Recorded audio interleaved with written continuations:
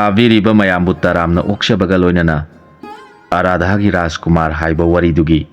Full story पुदुना लाक्सरी ताबीरिबसिंगना लाइक शेयर अमदि सब्सक्राइब तौबीदुना चैनल सिबु सपोर्ट तौबीरमु वारीसी मयाम पुना अमुक तामिनरसी गुरु भद्रराम की आश्रमदा थांगना लैरिबा लैबाक आराधागी राजकुमार ब्रेकमजित अमदि शुक्र लैबाक की राजकुमार शंभु माही मसिंग तमदुना लैरमी गुरु भद्रराम इंग तप्पा सालान अमदि मयागी विद्या निंथीना खंगलबा मतिक मगुल लैरबा गुरुनी राजकुमार अनिदु माही मसिंग तम्बा लोइसिलगलबदा नोंमा गुरुना हायरखी ताऊ आइगी नुंगसिरबा शिष्यसिंग नाखोइगी पुंसीदा चंगदबा नही पुंबा आइना ताकलेदो नाखोइना आइगीदमक ngasidi karigumba khara pangthoklo takpiu gurudev kari karamba gurugi pangthokkadaba thabakno rajkumar singna hangjarakhi taro aigi nungsiraba sisasing ngasidagina sahi kullongi mamangi warini aihak amadi komodi leibaki rajkumar pasuras chanaraba marupni phauraba guru amagi makhada yei sing taminarakhi gurugi thaujaldagi aikoi animak गुरुना खंगलिबा पुंबा खंगबा ngamjakhi नोंमदि गुरुना आइखोइ अनिगे अरोइबा चांगें ओइना गुरुगी खुनिंग थौदा सिरिबा खुदोपतु समुद्र इरोनुंगदा लंगथखिरमी अदुगा गुरुना सुमना ताकपिखि ताव आइगे नुंगसिरबा शिष्यसिंग लंगथखरिबा खुदोपसि समुद्र इरोनुंगदगे पुरक्तुना आइगोंदा हाना पीबा ngambaduna आइगे अथोइबा शिष्य ओइगनी गुरुगी वहाइसिंगदो ताबदा पासुरास अमदि हाक समुद्र इरोनुंगदा चोंगथरमी पासुरास चाउरबा nga ama ओनखिदुना खुदोपदु थीबा हौखिरमी आइसु थिनथबा तौदना चाउरबा थेंगो ama ओनदुना खुदोपदु थिरकलमी लाइबक फाबदगी खुदोपदु आइहांगना समुद्रगी इमाइदुदा तादुना लैबदु उबदगी खोंगलै थुना चंगसिनदुना इयादा उमसिलकपदा पासुरासना चाउरबा लिनमा ओनखिदुना आइबु योसन खिरमी गुरुना ताकपिरकपा इसा चाउथोकपा ngamlaba विद्यादु सिजनरगे खलकपदा चानरबा मरुप पासुरासना ओलिबा लिंदु आइना चाउथोकलबदी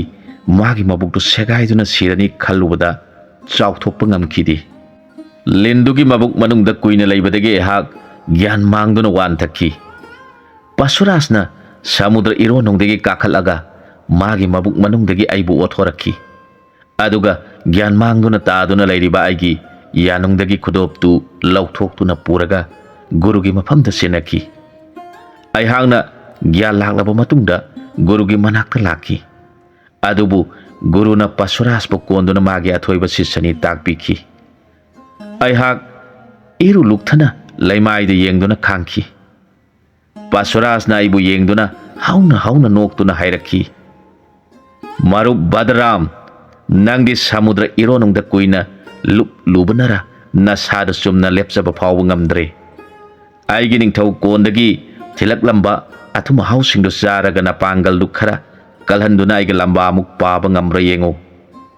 अहक साउखिबना लोइखरे आइना पासुरासता ओनसेंदुना वसक्तुना हाइखि मारुप पासुरास अमुक माइथि खरबाय हाक नंगा लंबा अमुक पारारोय नंगदि आइगा लंबा पागदबो ओइरमद्रे इबानी की मरक्ता अथोइबा विद्या खंगनगदबो नुमित्तुदी आइना तंबीबा शिष्यगा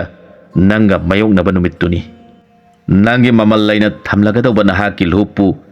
आइगी शिष्यना लौबा थारकनी गुरुगी अथोइबा शिष्य फंगलबा नहांगना आइना थारकदबा आइगी शिष्यबु मयोंगनबा ngamnaba ngasidagi थौरांग तौबा हौजरो आइगी नुंगसिरबा शिष्यसिंग मासिनी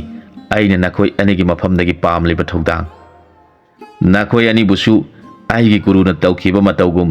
निंगथौ पासुरास की लुब हाना पुरकपा ngambada आइगी अथोइबा शिष्य ओइना लौगनी अदुबु ताखो अरानबा पंबैना आइगी अथोइबा शिष्य की फमतोन फंगबदी यारोय ब्रिकमजित अमदि शंभु माखुलेबाक ताना गुरुबु खुरुमदुन हायरखि गुरुदेव आइखोइना निंगथौ पासुरासबु माइथिबा पीदुना महाकी लुपु गुरुगी खोंयादा सोइदना कच्चगे ब्रिकमजित अमदि शंभु गुरुबु खुरुमलबा मतुंग खा माइकै पांगना कोमुदी लेबाक तमना खोंसालखि नुमित खरानी चलबगी मतुंगदा चाउरब तुरेन अमा थेंगनरे मखोय अनिमक वामंदुना Tourane मपानदुदा ngaihak potharami ngaihak potharabagi tungda turen du lan thongnaba torpada son khraba hanubi amana korakhi hoi bungo nakhoi ani butari bra iben su turen silanduna komodi lebak tamna satkadawbani ai buso amukta turen silan thokpiramu shambudi hanubina kauribadu thoina khantadana turen du lanba horakhi Bikramjit solaba hanubidu ubada khanglep leptuna mateng pangnaba laikre Shambuna hairaki Itau kanadabada mateng panglunu aidi turin si lanthokpa haure Itau hana lanthok piramlo aidi solaba hanubisi thanamduna satpa ngamlaroi mabu turin si lanthokpada mateng panglam khige Shambu turendu iroiduna lanthokre Bikramjit solaba hanubidu mareng banda thangatuna turen da kumthaba horakle asum asum kumlakpada turen maya yorakpada mare phadabadagi turen gi ironungda asum asum lupthakre Bikramjit ki mareng banda tongleba hanubisu yauna imaida lukre Shambuna turen wangmadagi asum yenglakpada Bikramjit phana kuina isingdagi phagolaktrabada mapungingda harauba phawkre Irang aduna siramlani khankre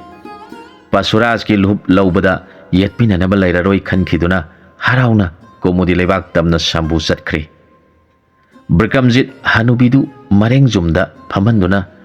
turel dubu lanthoknaba ising manungda tamna tamna lakpaduda masada sokthaba amadi irang nabagi khudongthiba amata phawkhidi tamna tamna turen khongmanda kakhalakle Bikramjitna hanubiduda yenglaga hairakhi Iben nasuna turen silan thoksare lengjumdagi thangdajaраklagi hanubidu mareng bandagi thangthare aduga Bikramjit magi marup Shambu leiramdaba ubada angakpa phawkhre thuna Shambu bu thiba chanaba torpada hanubiduna hairakhi Rajkumar Bikramjit nangi marup Shambu du thiruraganu Rajkumar du hanubiduna magi maming korapadu angakpa phawkhre Iben aigi marup Shambu thidaba yamak yadri aikhoi gi guruna lukraba thodang amakhak aikhoi da sinarakpani ai thuna satkhage Iben Tako Rajkumar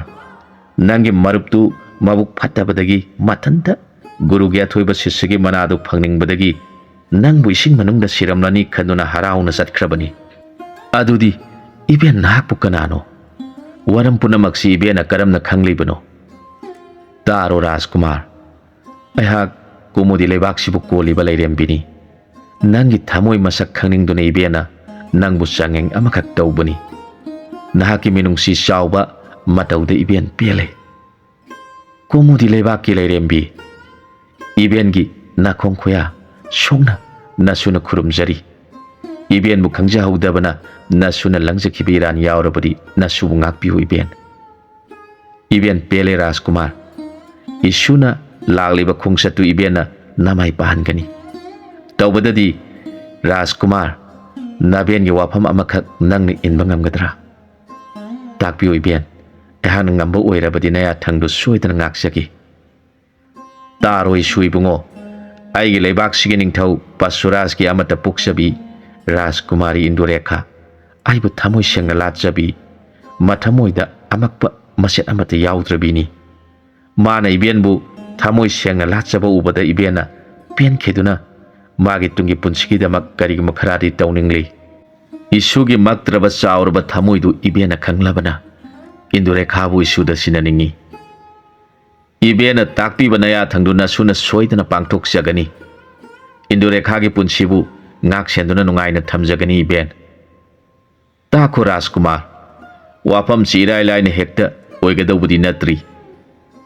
Indurekha aigi leibaki ningthau Pasuraj ki machanupini mapana khangba bida pumba machanupida tambiduna khanghalabini araiba Rajkumari amadi nati aduga amuksu tako Indurekha gi kallaba wasak amasu leiri mabu maithiba piba ngambani padu magi bot oigani haibasini wafam sidani Ibena wariba mabuk phatraba hingsa yaitambagi khutta ꯅꯨꯡꯁꯤꯔꯕꯤ ꯏꯁꯨꯗꯣ ꯇꯥꯈꯤꯒꯗ꯭ꯔꯥ ꯁꯤꯅꯤ꯫ ꯃꯗꯨꯒꯤꯗꯃꯛ ꯋꯥꯕꯤꯒꯅꯨ ꯏꯕꯦꯟ, ꯑꯩꯍꯥꯛꯁꯨ ꯒꯨꯔꯨ ꯚꯗ꯭ꯔꯥꯝꯒꯤ ꯁꯤꯁ꯭ꯌꯅꯤ, ꯄꯥꯡꯒꯜ ꯑꯃꯗꯤ ꯃꯌꯥꯒꯤ ꯂꯥꯟꯐꯝ ꯄꯨꯝꯕ ꯊꯦꯡꯅꯔꯨꯅꯕ ꯃꯐꯝꯁꯤꯗ ꯂꯥꯛꯂꯕꯅꯤ꯫ ꯑꯗꯨꯅꯤ ꯏꯕꯨꯡꯉꯣ, ꯏꯕꯦꯟ ꯄꯦꯜꯂꯦ꯫ ꯅꯨꯡꯁꯤꯔꯕꯤ ꯏꯁꯨ ꯅꯨꯄꯤ ꯏꯟꯗꯨꯔꯦꯈꯥꯒꯤꯗꯃꯛ ꯈꯜꯂꯒ ꯑꯩꯒꯤ ꯂꯩꯕꯥꯛꯀꯤ ꯅꯤꯡꯊꯧ ꯄꯔꯁꯨꯔꯥꯖ ꯑꯃꯗꯤ ꯏꯟꯗꯨꯔꯦꯈꯥꯕꯨ ꯅꯍꯥꯛꯅ ꯃꯥꯏꯊꯤꯕ ꯄꯤꯕ ꯉꯝꯖꯔꯣ꯫ ꯏꯕꯦꯟꯅ ꯅꯐꯝꯗ ꯕꯣꯔ ꯄꯤꯔꯕꯅꯤ꯫ ꯂꯥꯏꯔꯦꯝꯕꯤꯕꯨ ꯈꯨꯔꯨꯝꯂꯒ ꯀꯥꯏꯅ ꯌꯥꯊꯪ ꯅꯤꯖꯔꯒ ꯕꯤꯀ꯭ꯔꯝꯖꯤꯠ ꯀꯣꯅꯨꯡ ꯃꯥꯏꯀꯩ ꯇꯝꯅ ꯂꯥꯛꯄ ꯍꯧꯔꯛꯈꯤ꯫ ꯀꯣꯃꯨꯗꯤ ꯂꯩꯕꯥꯛꯀꯤ ꯐꯤꯕꯝꯗꯤ ꯄꯔꯁꯨꯔꯥꯖꯅ ꯃꯥꯒꯤ ꯂꯨꯞꯇꯨ ꯅꯨꯡꯊꯤꯜꯒꯤ ꯃꯇꯝꯗ ꯎꯞꯂꯕꯁꯨ ꯅꯨꯃꯤꯗꯥꯡꯗꯗꯤ ꯃꯌꯥꯅ ꯈꯥꯖꯤꯜꯂꯕ ꯌꯣꯠꯀꯤ ꯁꯔꯪ ꯑꯃꯗ ꯊꯝꯂꯝꯃꯤ꯫ ꯁꯔꯪꯗꯨꯒꯤ ꯃꯇꯥꯏꯗꯅ ꯆꯀ꯭ꯔꯒꯨꯝꯂꯕ ꯃꯌꯥꯒꯤ ꯈꯨꯠꯂꯥꯏ ꯀꯌꯥꯅ ꯂꯩꯗꯨꯅ ꯂꯩꯔꯝꯃꯤ꯫ ꯂꯨꯞꯇꯨꯒꯤ ꯃꯅꯥꯛꯇꯅ ꯅꯤꯡꯊꯤꯔꯕꯤ ꯔꯥꯖꯀꯨꯃꯥꯔꯤ ꯏꯟꯗꯨꯔꯦꯈꯥ ꯃꯄꯥꯒꯤ ꯂꯨꯞꯇꯨꯕꯨ ꯁꯪꯗꯨꯅ ꯂꯩꯔꯝꯃꯤ꯫ ꯃꯇꯝ ꯀꯌꯥꯒꯤ ꯃꯃꯥꯡꯗꯒꯤ ꯕꯗꯔꯥꯝꯒꯤ ꯁꯤꯁ꯭ꯌꯅ ꯂꯨꯞ ꯂꯧꯕ ꯂꯥꯛꯄ ꯉꯥꯏꯔꯤꯕꯅꯤ꯫ ꯔꯥꯖꯀꯨꯃꯥꯔꯤ ꯏꯟꯗꯨꯔꯦꯈꯥ ꯅꯨꯡꯇꯤ ꯅꯨꯃꯤꯠ ꯈꯨꯗꯤꯡ ꯃꯄꯥꯅ ꯅꯣꯡꯉꯥꯟꯕꯗ ꯂꯨꯞ ꯎꯈ꯭ꯔꯕ ꯃꯇꯨꯡꯗ ꯂꯥꯏꯔꯦꯝꯕꯤꯒꯤ ꯄꯨꯖꯥ ꯇꯧꯕ, ꯅꯨꯡꯊꯤꯜꯗꯅ ꯇꯨꯝꯕ ꯑꯃꯗꯤ ꯅꯨꯃꯤꯗꯥꯡꯗꯅ ꯃꯄꯥꯒꯤ ꯂꯨꯞ ꯁꯦꯟꯅꯕꯁꯤ ꯃꯥꯒꯤ ꯃꯊꯧꯗꯥꯡ ꯑꯣꯏꯗꯨꯅ ꯂꯥꯛꯂꯤ꯫ ꯁꯥꯝꯕꯨ ꯍꯥꯟꯅ ꯆꯠꯈ꯭ꯔꯕꯅ ꯀꯣꯅꯨꯡ ꯃꯅꯥꯛ ꯌꯧꯈ꯭ꯔꯦ꯫ ꯃꯁꯥꯗ ꯊꯧꯁꯥꯕ ꯇꯧꯗꯅ ꯅꯥꯄꯜꯒ ꯂꯣꯏꯅꯅ ꯆꯥꯎꯔꯕ ꯂꯤꯟꯖꯥꯎ ꯑꯃ ꯑꯣꯟꯈꯤꯗꯨꯅ ꯀꯣꯅꯨꯡꯂꯣꯝꯗ ꯆꯪꯁꯤꯜꯂꯛꯂꯦ꯫ ꯀꯣꯅꯨꯡꯒꯤ ꯊꯣꯡꯁꯪꯕꯁꯤꯡꯗꯨ ꯆꯥꯎꯔꯕ ꯂꯤꯟꯗꯨ ꯎꯕꯗ ꯆꯦꯟꯅꯕꯁꯨ ꯌꯥꯎꯔꯦ꯫ ꯈꯔ ꯑꯃꯅ ꯊꯥꯡ ꯇꯦꯟ ꯄꯥꯏꯗꯨꯅ ꯂꯪꯁꯤꯜꯂꯛꯂꯦ꯫ ꯁꯥꯝꯕꯨꯅ ꯑꯣꯜꯂꯤꯕ ꯂꯤꯟꯖꯥꯎꯗꯨꯅ ꯅꯤꯡꯊꯧꯒꯤ ꯃꯅꯥꯏꯁꯤꯡꯗꯨ ꯇꯥꯅ ꯇꯥꯅꯗꯨꯅ ꯆꯤꯛꯇꯨꯅ ꯍꯥꯠꯄ ꯍꯧꯔꯛꯂꯦ꯫ ꯊꯧꯑꯣꯡꯗꯨ ꯎꯕꯗ ꯅꯤꯡꯊꯧ ꯄꯔꯁꯨꯔꯥꯖ ꯆꯥꯎꯔꯕ ꯂꯤꯟꯗꯨ ꯀꯅꯥꯒꯨꯝꯕ ꯑꯃꯅ ꯑꯣꯟꯕꯅꯤ ꯍꯥꯏꯕ ꯈꯪꯈ꯭ꯔꯦ꯫ ꯈꯨꯗꯛꯇ ꯅꯤꯡꯊꯧꯁꯨ ꯆꯥꯎꯔꯕ ꯂꯤꯟ ꯑꯃ ꯑꯣꯟꯈꯤꯗꯨꯅ ꯁꯥꯝꯕꯨꯅ ꯑꯣꯜꯂꯤꯕ ꯂꯤꯟꯗꯨꯒ ꯆꯤꯈꯥꯏꯅꯕ ꯍꯧꯔꯛꯂꯦ꯫ ꯁꯥꯝꯕꯨ ꯄꯔꯁꯨꯔꯥꯖꯅ ꯑꯣꯜꯂꯤꯕ ꯂꯤꯟꯗꯨꯅ ꯆꯤꯛꯄꯗ ꯈꯥꯡꯕ ꯉꯝꯁꯤꯜꯂꯛꯇ꯭ꯔꯦ꯫ ꯃꯊ꯭ꯋꯥꯏ ꯍꯤꯡꯅꯕ ꯍꯥꯏꯗꯨꯅ ꯈꯨꯅꯨ ꯑꯃ ꯑꯣꯟꯗꯨꯅ ꯄꯥꯏꯈꯠꯂꯛꯂꯦ꯫ ꯄꯔꯁꯨꯔꯥꯖꯁꯨ ꯎꯃꯥꯏꯕꯤ ꯑꯃ ꯑꯣꯟꯈꯤꯗꯨꯅ ꯈꯨꯅꯨꯗꯨ ꯇꯥꯟꯅꯗꯨꯅ ꯃꯌꯥꯅ ꯆꯤꯛꯂꯒ ꯐꯥꯈ꯭ꯔꯦ꯫ ꯁꯥꯝꯕꯨ ꯄꯔꯁꯨꯔꯥꯖꯅ ꯆꯤꯛꯄꯗ ꯃꯁꯥꯗꯨ ꯆꯣꯛꯊꯗꯨꯅ ꯄꯥꯏꯕ ꯉꯝꯈꯤꯗ꯭ꯔꯦ꯫ ꯁꯥꯝꯕꯨ ꯎꯄꯥꯏ ꯂꯩꯈꯤꯗ꯭ꯔꯦ꯫ ꯄꯔꯁꯨꯔꯥꯖꯅ ꯁꯥꯝꯕꯨꯕꯨ ꯐꯥꯗꯨꯅ ꯄꯨꯔꯛꯂꯒ ꯃꯈꯣꯡ ꯃꯈꯨꯠ ꯌꯣꯜꯂꯤꯅ ꯄꯨꯟꯗꯨꯅ ꯀꯩꯁꯨꯝꯁꯪꯗ ꯊꯝꯈ꯭ꯔꯦ꯫ ꯄꯔꯁꯨꯔꯥꯖ ꯍꯔꯥꯎ ꯃꯊꯣꯏ ꯀꯥꯈꯤꯗꯨꯅ ꯅꯣꯛꯇꯨꯅ ꯍꯥꯏꯔꯛꯏ, ꯃꯔꯨꯞ ꯚꯗ꯭ꯔꯥꯝ, ꯅꯍꯥꯛ ꯏꯐꯝꯗ ꯑꯃꯨꯛꯁꯨ ꯃꯥꯏꯊꯤꯔꯦꯗꯣ꯫ ꯃꯤꯀꯨꯞꯁꯤꯗ ꯅꯍꯥꯛꯀꯤ ꯃꯛꯁꯤꯜꯂꯕ ꯃꯥꯏꯊꯣꯡꯗꯨ ꯎꯕ ꯐꯪꯂꯕꯗꯤ ꯀꯌꯥꯗ ꯅꯨꯡꯉꯥꯏꯒꯗꯧꯕ꯫ ꯅꯪꯒꯤ ꯁꯤꯁ꯭ꯌꯁꯤ ꯅꯪꯅ ꯏꯐꯝꯗ ꯂꯥꯛꯇꯨꯅ ꯍꯥꯏꯖꯗ꯭ꯔꯤ ꯐꯥꯎꯕ ꯃꯥꯕꯨ ꯕꯟꯗꯤ ꯑꯣꯏꯅ ꯊꯝꯂꯒꯅꯤ꯫ ꯄꯔꯁꯨꯔꯥꯖ ꯃꯊ꯭ꯋꯥꯏ ꯅꯨꯡꯉꯥꯏꯅ ꯀꯣꯅꯨꯡꯗ ꯆꯪꯈ꯭ꯔꯦ꯫ ꯕꯤꯀ꯭ꯔꯝꯖꯤꯠꯁꯨ ꯂꯦꯞꯇꯅ ꯑꯁꯨꯝ ꯂꯥꯛꯄꯅ ꯀꯣꯅꯨꯡ ꯃꯌꯥ ꯌꯧꯁꯤꯜꯂꯛꯂꯦ꯫ ꯃꯔꯨꯞ ꯁꯥꯝꯕꯨꯅ ꯀꯔꯝ ꯇꯧꯈ꯭ꯔꯕꯅꯣ? ꯃꯥꯕꯨ ꯈꯨꯗꯣꯡꯊꯤꯕ ꯇꯥꯈ꯭ꯔꯕ꯭ꯔꯥ? ꯑꯁꯨꯝ ꯈꯟꯗꯨꯅ ꯉꯥꯏꯍꯥꯛ ꯀꯣꯅꯨꯡ ꯃꯌꯥꯗ ꯄꯣꯊꯥꯔꯝꯃꯤ꯫ ꯀꯣꯅꯨꯡ ꯃꯅꯨꯡꯒꯤ ꯐꯤꯕꯝ ꯌꯦꯡꯅꯤꯡꯗꯨꯅ ꯁꯦꯟꯗ꯭ꯔꯥꯡ ꯑꯃ ꯑꯣꯟꯗꯨꯅ ꯕꯤꯀ꯭ꯔꯝꯖꯤꯠꯇꯨ ꯇꯞꯅ ꯄꯥꯏꯁꯤꯟꯈ꯭ꯔꯦ꯫ ꯑꯁꯨꯝ ꯄꯥꯏꯁꯤꯜꯂꯛꯄꯗ ꯃꯥꯒꯤ ꯃꯔꯨꯞ ꯁꯥꯝꯕꯨ ꯌꯣꯜꯂꯤꯅ ꯃꯈꯣꯡ ꯃꯈꯨꯠ ꯄꯨꯟꯗꯨꯅ ꯂꯩꯕꯗꯨ ꯎꯔꯦ꯫ ꯅꯤꯡꯊꯧꯒꯤ ꯂꯥꯟꯃꯤ ꯀꯌꯥꯅ ꯁꯥꯝꯕꯨꯕꯨ ꯏꯀꯣꯏ ꯀꯣꯏꯅ ꯉꯥꯛꯇꯨꯅ ꯁꯦꯟꯅꯔꯝꯃꯤ꯫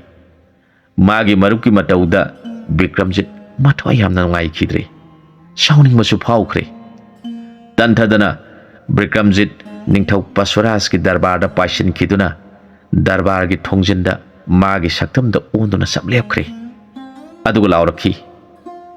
ꯅꯤꯡꯊꯧ ꯄꯔꯁꯨꯔꯥꯖ, ꯑꯩꯍꯥꯛ ꯑꯔꯥꯙꯥ ꯂꯩꯕꯥꯛꯀꯤ ꯔꯥꯖꯀꯨꯃꯥꯔ ꯕꯤꯀ꯭ꯔꯝꯖꯤꯠꯅꯤ, ꯑꯗꯨꯒ ꯒꯨꯔꯨ ꯚꯗ꯭ꯔꯥꯝꯒꯤꯅ ꯁꯤꯁ꯭ꯌꯅꯤ꯫ ꯏꯅꯤꯡꯊꯧꯒꯤ ꯂꯨꯞꯄꯨ ꯂꯧꯗꯨꯅ ꯑꯩꯒꯤ ꯒꯨꯔꯨꯒꯤ ꯃꯐꯝꯗ ꯀꯠꯅꯕ ꯑꯩꯍꯥꯛ ꯃꯐꯝꯁꯤꯗ ꯂꯥꯛꯂꯕꯅꯤ꯫ ꯏꯌꯥ, ꯅꯍꯥꯛꯁꯨ ꯚꯗ꯭ꯔꯥꯝꯒꯤ ꯁꯤꯁ꯭ꯌ? ꯍꯧꯖꯤꯛꯇ ꯑꯃꯁꯨ ꯃꯈꯣꯡ ꯃꯈꯨꯠ ꯌꯣꯜꯂꯤꯅ ꯄꯨꯟꯗꯨꯅ ꯀꯩꯁꯨꯝꯁꯪꯗ ꯊꯝꯈ꯭ꯔꯕꯅꯤ꯫ ꯇꯥꯎ ꯔꯥꯖꯀꯨꯃꯥꯔ, ꯅꯊ꯭ꯋꯥꯏ ꯍꯤꯡꯂꯕꯗꯤ ꯃꯐꯝꯁꯤ ꯊꯥꯗꯣꯛꯇꯨꯅ ꯌꯥꯝꯅ ꯊꯨꯅꯃꯛ ꯆꯠꯆꯈ꯭ꯔꯣ꯫ ꯑꯩꯒꯤ ꯋꯥꯐꯝꯁꯨ ꯇꯥꯕꯤꯈꯣ ꯃꯍꯥꯔꯥꯖ꯫ ꯑꯩꯒꯤ ꯊꯋꯥꯏꯒꯤꯗꯃꯛ ꯒꯨꯔꯨꯒꯤ ꯌꯥꯊꯪꯕꯨ ꯍꯤꯛꯇꯣꯛꯄ ꯑꯔꯥꯙꯥ ꯂꯩꯕꯥꯛꯀꯤ ꯔꯥꯖꯀꯨꯃꯥꯔꯒꯤ ꯃꯐꯝꯗ ꯑꯣꯏꯊꯣꯛꯂꯣꯏꯗꯕ ꯂꯤꯆꯠꯅꯤ꯫ ꯃꯍꯥꯔꯥꯖ, ꯃꯌꯥꯒꯤ ꯂꯥꯟ ꯅꯠꯇ꯭ꯔꯒ ꯄꯥꯡꯒꯜꯒꯤ ꯂꯥꯟ ꯑꯄꯥꯝꯕ ꯈꯟꯕꯤꯔꯣ꯫ ꯏꯌꯥ, ꯐꯩ, ꯅꯇꯤꯛ ꯅꯊꯧꯅꯥ ꯀꯌꯥꯝ ꯂꯩꯕꯒꯦ ꯍꯥꯏꯕꯗꯨ ꯉꯁꯤꯗꯤ ꯈꯪꯂꯒꯅꯤ꯫ ꯇꯥꯔꯣ ꯔꯥꯖꯀꯨꯃꯥꯔ, ꯑꯩꯒꯤ ꯀꯣꯅꯨꯡꯒꯤ ꯃꯃꯥꯡ ꯊꯪꯕꯗ ꯂꯩꯔꯤꯕ ꯆꯥꯎꯔꯕ ꯂꯝꯄꯥꯛꯇꯨꯗ ꯑꯩꯕꯨ ꯉꯥꯏꯔꯝꯂꯣ꯫ ꯅꯊꯟꯗ ꯂꯥꯛꯄ ꯅꯉꯣꯟꯗ ꯀꯔꯤꯒꯤ ꯑꯩꯒꯤ ꯂꯥꯟꯃꯤ ꯃꯌꯥꯝ ꯌꯥꯎꯍꯟꯗꯨꯅ ꯂꯥꯟ ꯁꯣꯛꯅꯒꯅꯤ? ꯔꯥꯖꯀꯨꯃꯥꯔ ꯕꯤꯀ꯭ꯔꯝꯖꯤꯠ ꯆꯥꯎꯔꯕ ꯂꯝꯄꯥꯛꯇꯨ ꯌꯧꯈꯤꯗꯨꯅ ꯅꯤꯡꯊꯧ ꯄꯁꯨꯔꯥꯖꯅ ꯊꯣꯛꯂꯛꯄ ꯉꯥꯏꯗꯨꯅ ꯂꯩꯈ꯭ꯔꯦ꯫ ꯔꯥꯖꯀꯨꯃꯥꯔꯤ ꯏꯟꯗꯨꯔꯦꯈꯥꯁꯨ ꯑꯔꯥꯙꯥꯒꯤ ꯔꯥꯖꯀꯨꯃꯥꯔꯅ ꯃꯄꯥꯕꯨ ꯂꯥꯟꯁꯤꯡꯅꯕ ꯂꯥꯛꯂꯦ ꯇꯥꯕꯗ ꯃꯍꯥꯛꯁꯨ ꯂꯥꯟꯒꯤ ꯊꯧꯔꯥꯡ ꯂꯣꯏꯔꯗꯨꯅ ꯃꯄꯥꯒꯤ ꯃꯅꯥꯛꯇ ꯂꯥꯛꯂꯦ꯫ ꯅꯤꯡꯊꯧ ꯑꯃꯗꯤ ꯔꯥꯖꯀꯨꯃꯥꯔꯤ ꯏꯟꯗꯨꯔꯦꯈꯥ ꯃꯅꯥꯏꯁꯤꯡꯅ ꯊꯧꯒꯜ ꯇꯧꯔꯗꯨꯅ ꯆꯥꯎꯔꯕ ꯂꯝꯄꯥꯛꯇꯨꯗ ꯊꯣꯔꯛꯂꯦ꯫ ꯔꯥꯖꯀꯨꯃꯥꯔ ꯕꯤꯀ꯭ꯔꯝꯖꯤꯠ ꯏꯟꯗꯨꯔꯦꯈꯥꯕꯨ ꯂꯥꯞꯅ ꯎꯕꯗ ꯃꯕꯦꯟ ꯂꯩꯔꯦꯝꯕꯤꯅ ꯍꯥꯏꯔꯛꯄꯁꯤꯡꯗꯨ ꯅꯤꯡꯁꯤꯡꯂꯛꯈꯤ꯫ ꯃꯄꯨꯛꯅꯤꯡꯗ ꯈꯜꯂꯛꯈꯤ, ꯑꯣꯟꯊꯣꯛꯅꯁꯨ ꯐꯖꯈ꯭ꯔꯦꯗ, ꯀꯔꯝꯅꯕꯨ ꯂꯥꯟꯊꯦꯡꯅꯁꯤꯒꯦ ꯑꯁꯨꯛ ꯐꯖꯈ꯭ꯔꯕꯤ ꯃꯍꯥꯛꯀ? ꯑꯩꯒꯤ ꯒꯨꯔꯨꯒꯤ ꯑꯅꯤꯡꯕ ꯑꯃꯗꯤ ꯏꯕꯦꯟꯒꯤ ꯑꯄꯥꯝꯕ ꯊꯨꯡꯍꯟꯅꯕ ꯃꯥꯒ ꯂꯥꯟ ꯃꯥꯌꯣꯛꯅꯗꯕꯗꯤ ꯌꯥꯔꯔꯣꯏ꯫ ꯑꯁꯨꯝꯅ ꯃꯑꯣꯟ ꯔꯥꯖꯀꯨꯃꯥꯔꯗꯨ ꯈꯟꯈ꯭ꯔꯦ꯫ ꯅꯤꯡꯊꯧ ꯑꯃꯗꯤ ꯔꯥꯖꯀꯨꯃꯥꯔꯤꯁꯨ ꯂꯝꯄꯥꯛꯇꯨꯗ ꯌꯧꯁꯤꯜꯂꯛꯇꯨꯅ ꯏꯟꯗꯨꯔꯦꯈꯥꯅ ꯃꯄꯥꯕꯨꯡꯕꯨ ꯈꯨꯔꯨꯝꯂꯒ ꯍꯥꯏꯔꯛꯈꯤ, ꯄꯥꯕꯨꯡ ꯃꯍꯥꯔꯥꯖ, ꯂꯥꯟꯁꯤ ꯅꯆꯥ ꯃꯥꯌꯣꯛꯅꯖꯒꯦ, ꯄꯥꯕꯨꯡꯗꯤ ꯅꯨꯡꯉꯥꯏꯅ ꯄꯣꯊꯥꯗꯨꯅ ꯌꯦꯡꯗꯨꯅ ꯂꯩꯕꯤꯔꯣ꯫ ꯃꯄꯥꯕꯨꯡꯁꯨ ꯃꯆꯥꯒꯤ ꯃꯒꯨꯟ ꯈꯪꯕꯅ ꯃꯆꯥꯕꯨ ꯈꯥꯝꯗꯅ ꯊꯥꯗꯣꯔꯛꯂꯦ꯫ ꯏꯟꯗꯨꯔꯦꯈꯥ ꯃꯈꯨꯠꯇ ꯊꯧꯔꯕ ꯇꯥ ꯑꯃ ꯄꯥꯏꯗꯨꯅ ꯕꯤꯀ꯭ꯔꯝꯖꯤꯠ ꯇꯝꯅ ꯀꯟꯅ ꯂꯪꯂꯛꯂꯦ꯫ ꯏꯟꯗꯨꯔꯦꯈꯥꯒꯤ ꯇꯥꯗꯨ ꯕꯤꯀ꯭ꯔꯝꯖꯤꯠꯅ ꯆꯣꯡꯈꯠꯇꯨꯅ ꯑꯣꯛꯈ꯭ꯔꯦ, ꯑꯗꯨꯒ ꯂꯩꯃꯥꯏꯗ ꯌꯨꯡꯗꯨꯅ ꯊꯝꯈ꯭ꯔꯦ꯫ ꯏꯟꯗꯨꯔꯦꯈꯥ ꯃꯄꯨꯛꯅꯤꯡꯗ ꯁꯥꯎꯅꯤꯡꯕ ꯐꯥꯎꯔꯗꯨꯅ ꯊꯧꯔꯕ ꯇꯦꯟ ꯑꯃ ꯁꯠꯇꯨꯅ ꯀꯥꯞꯂꯛꯂꯦ꯫ ꯄꯥꯏꯔꯛꯂꯤꯕ ꯏꯟꯗꯨꯔꯦꯈꯥꯒꯤ ꯇꯦꯟꯗꯨ ꯕꯤꯀ꯭ꯔꯝꯖꯤꯠꯅ ꯂꯩ ꯄꯔꯦꯡ ꯑꯣꯜꯍꯟꯗꯨꯅ ꯆꯣꯡꯈꯠꯂꯒ ꯃꯉꯛꯁ ꯃꯄꯥ ꯆꯥꯅ ꯍꯨꯛꯍꯟꯈ꯭ꯔꯦ꯫ ꯏꯟꯗꯨꯔꯦꯈꯥ ꯏꯀꯥꯏꯈꯤꯕꯅ ꯃꯃꯥꯏꯗꯨ ꯉꯥꯡꯇꯛ ꯇꯧꯈ꯭ꯔꯦ꯫ ꯁꯥꯎꯅꯤꯡꯕꯁꯨ ꯐꯥꯎꯔꯗꯨꯅ ꯆꯥꯎꯔꯕ ꯀꯩ ꯑꯃ ꯑꯣꯟꯈꯤꯗꯨꯅ ꯕꯤꯀ꯭ꯔꯝꯖꯤꯠ ꯇꯝꯅ ꯀꯟꯅ ꯆꯦꯟꯁꯤꯜꯂꯛꯂꯦ꯫ ꯕꯤꯀ꯭ꯔꯝꯖꯤꯠ ꯃꯀꯣꯛꯇ ꯌꯦꯠꯂꯤꯕ ꯐꯤꯗꯨ ꯂꯧꯊꯣꯛꯂꯒ ꯏꯟꯗꯨꯔꯦꯈꯥꯅ ꯑꯣꯜꯂꯤꯕ ꯀꯩꯗꯨꯗ ꯂꯪꯁꯤꯜꯂꯛꯂꯦ꯫ ꯐꯤꯗꯨꯅ ꯀꯩꯗꯨ ꯃꯈꯣꯡ ꯃꯈꯨꯠ ꯄꯨꯟꯁꯤꯟꯈ꯭ꯔꯦ꯫ ꯏꯟꯗꯨꯔꯦꯈꯥ ꯂꯦꯡꯕ ꯑꯣꯠꯄ ꯉꯝꯈꯤꯗ꯭ꯔꯦ꯫ ꯕꯤꯀ꯭ꯔꯝꯖꯤꯠꯅ ꯍꯥꯏꯔꯛꯈꯤ, ꯔꯥꯖꯀꯨꯃꯥꯔꯤ, ꯅꯪꯕꯨ ꯐꯥꯗꯕ ꯌꯥꯗꯕꯅ ꯑꯩꯒꯤ ꯐꯤꯁꯤꯅ ꯅꯪꯕꯨ ꯐꯥꯔꯦ꯫ ꯏꯐꯝꯗ ꯃꯥꯏꯊꯤꯔꯦ ꯍꯥꯏꯕ ꯌꯥꯕꯤꯔꯕꯗꯤ ꯑꯩꯒꯤ ꯐꯤꯁꯤ ꯂꯧꯊꯣꯛꯆꯔꯒꯦ꯫ ꯔꯥꯖꯀꯨꯃꯥꯔꯤꯅ ꯑꯣꯜꯂꯤꯕ ꯀꯩꯗꯨ ꯃꯔꯨ ꯂꯨꯛꯊꯅ ꯂꯩꯈ꯭ꯔꯦ꯫ ꯔꯥꯖꯀꯨꯃꯥꯔꯤꯒꯤ ꯃꯑꯣꯡꯗꯨ ꯈꯪꯂꯕꯅ ꯕꯤꯀ꯭ꯔꯝꯖꯤꯠꯅ ꯄꯨꯜꯂꯤꯕ ꯐꯤꯗꯨ ꯊꯥꯗꯣꯛꯂꯦ꯫ ꯏꯟꯗꯨꯔꯦꯈꯥ ꯃꯥꯒꯤ ꯑꯁꯦꯡꯕ ꯁꯛꯇꯝꯗ ꯍꯟꯖꯤꯟꯈ꯭ꯔꯦ, ꯑꯗꯨꯒ ꯏꯀꯥꯏꯔꯞ ꯇꯧꯅ ꯍꯥꯏꯔꯛꯈꯤ, ꯔꯥꯖꯀꯨꯃꯥꯔ, ꯑꯩꯒꯤ ꯋꯥꯐꯝꯁꯤꯃꯇꯗꯤ ꯇꯥꯕꯤꯌꯨ꯫ ꯑꯩꯕꯨ ꯃꯥꯏꯊꯤꯕ ꯄꯤꯕ ꯉꯝꯕꯗ ꯑꯩꯒꯤ ꯏꯄꯨꯔꯣꯏꯕ ꯑꯣꯏꯒꯅꯤ ꯍꯥꯏꯕ ꯑꯩꯒꯤ ꯋꯥꯁꯛ ꯑꯃꯈꯛ ꯂꯩꯈꯤ꯫ ꯃꯁꯤꯃꯇꯗꯤ ꯊꯨꯡꯍꯟꯕꯤꯌꯨ ꯍꯥꯏꯗꯨꯅ ꯔꯥꯖꯀꯨꯃꯥꯔ ꯕꯤꯀ꯭ꯔꯝꯖꯤꯠꯀꯤ ꯃꯈꯣꯡ ꯁꯨꯛꯅ ꯈꯨꯔꯨꯝꯈ꯭ꯔꯦ꯫ ꯔꯥꯖꯀꯨꯃꯥꯔꯤ, ꯅꯪꯒꯤ ꯋꯥꯁꯛ ꯁꯣꯏꯗꯅ ꯊꯨꯡꯍꯟꯒꯅꯤ ꯍꯥꯏꯗꯨꯅ ꯏꯟꯗꯨꯔꯦꯈꯥꯕꯨ ꯕꯤꯀ꯭ꯔꯝꯖꯤꯠꯅ ꯆꯤꯡꯈꯠꯄꯤꯈ꯭ꯔꯦ꯫ ꯊꯧꯑꯣꯡꯗꯨ ꯎꯕꯗ ꯅꯤꯡꯊꯧ ꯄꯁꯨꯔꯥꯖ ꯌꯥꯝꯅ ꯁꯥꯎꯔꯗꯨꯅ ꯂꯥꯎꯔꯛꯈꯤ, ꯍꯥꯏ ꯔꯥꯖꯀꯨꯃꯥꯔ ꯕꯤꯀ꯭ꯔꯝꯖꯤꯠ, ꯂꯥꯟꯒꯤꯗꯃꯛ ꯊꯧꯔꯥꯡ ꯇꯧꯔꯣ꯫ ꯑꯩꯒꯤ ꯏꯃꯥꯡꯗ ꯀꯌꯥꯝ ꯀꯨꯏꯅ ꯈꯥꯡꯗꯨꯅ ꯅꯪꯕꯨ ꯂꯩꯕ ꯉꯝꯖꯒꯅꯤ? ꯋꯥꯍꯩꯁꯤ ꯍꯥꯏꯗꯨꯅ ꯄꯁꯨꯔꯥꯖ ꯃꯈꯨꯠꯇ ꯊꯧꯔꯕ ꯊꯥꯡꯁꯥꯡ ꯑꯃ ꯄꯥꯏꯗꯨꯅ ꯆꯦꯟꯁꯤꯜꯂꯛꯂꯦ꯫ ꯈꯨꯗꯛꯇ ꯔꯥꯖꯀꯨꯃꯥꯔꯁꯨ ꯂꯩꯕꯥꯛꯇ ꯌꯨꯡꯗꯨꯅ ꯂꯩꯔꯤꯕ ꯏꯟꯗꯨꯔꯦꯈꯥꯅ ꯂꯪꯂꯛꯈꯤꯕ ꯇꯥꯗꯨ ꯐꯨꯛꯇꯨꯅ ꯄꯥꯏꯈ꯭ꯔꯦ꯫ ꯔꯥꯖꯀꯨꯃꯥꯔꯤ ꯏꯟꯗꯨꯔꯦꯈꯥ ꯇꯧꯐꯝ ꯈꯪꯗꯕꯅ ꯔꯥꯖꯀꯨꯃꯥꯔ ꯕꯤꯀ꯭ꯔꯝꯖꯤꯠꯀꯤ ꯃꯇꯨꯡꯗ ꯂꯦꯞꯇꯨꯅ ꯂꯩꯔꯝꯃꯤ꯫ ꯔꯥꯖꯀꯨꯃꯥꯔꯁꯨ ꯀꯟꯅ ꯆꯦꯟꯁꯤꯜꯂꯛꯇꯨꯅ ꯅꯤꯡꯊꯧ ꯄꯁꯨꯔꯥꯖꯀ ꯃꯥꯌꯣꯛꯅꯗꯨꯅ ꯊꯥꯡ ꯑꯃꯗꯤ ꯇꯥꯒꯤ ꯂꯥꯟ ꯍꯧꯈ꯭ꯔꯦ꯫ ꯏꯀꯨꯏ ꯀꯨꯏꯗꯅ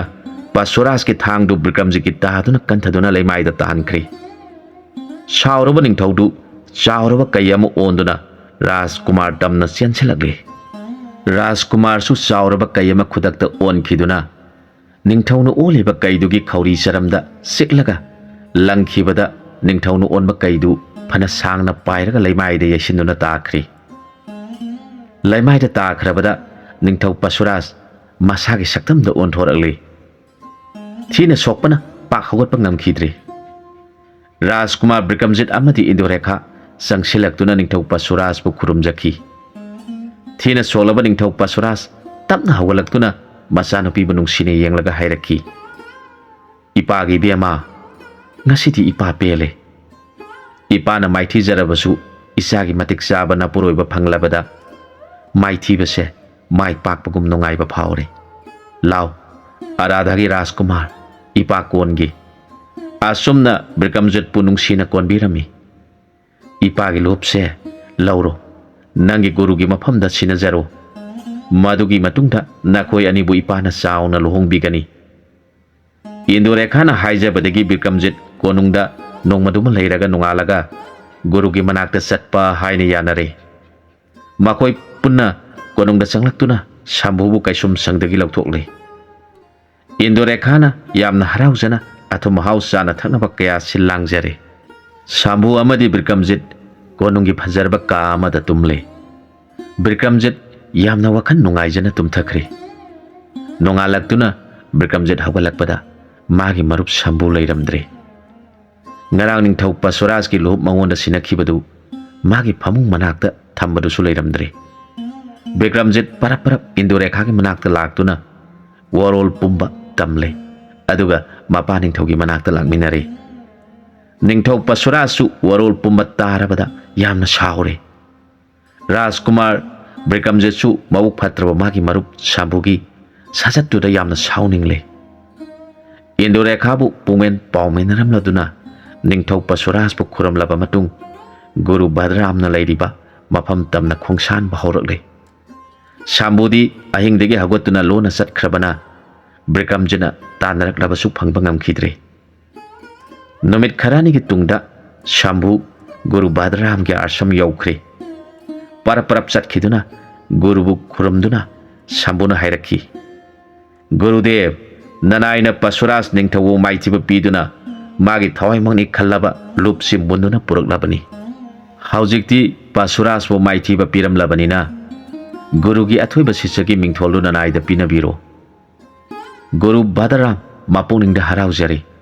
Adubu Shambhuda hanglakhi. Nungsiraba aigi sisa Shambhu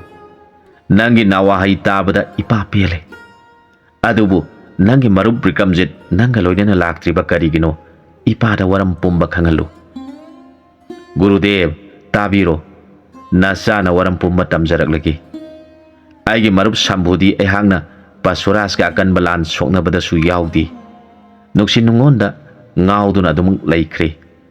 Ningthau Pasuraj ki machanupi Indorekha bu urubada ngaukhiduna Guru na pirakpa yathangbu thausadana Indorekha ta bu uba phangjanaba Rajkumar gi leifam oiriba mafamduda lumduna leikhi. Aina maithiba pikhraba ningthau Pasuraj ki makhongda tuduna machanupi Indorekha bu pibinaba haijaduna lehauri. Nasadi thanta aigi marup ki mataudu ubada onthong nai kaiba phaujakhi. Madi onthona pangdaba haibadu oiramle Gurudev.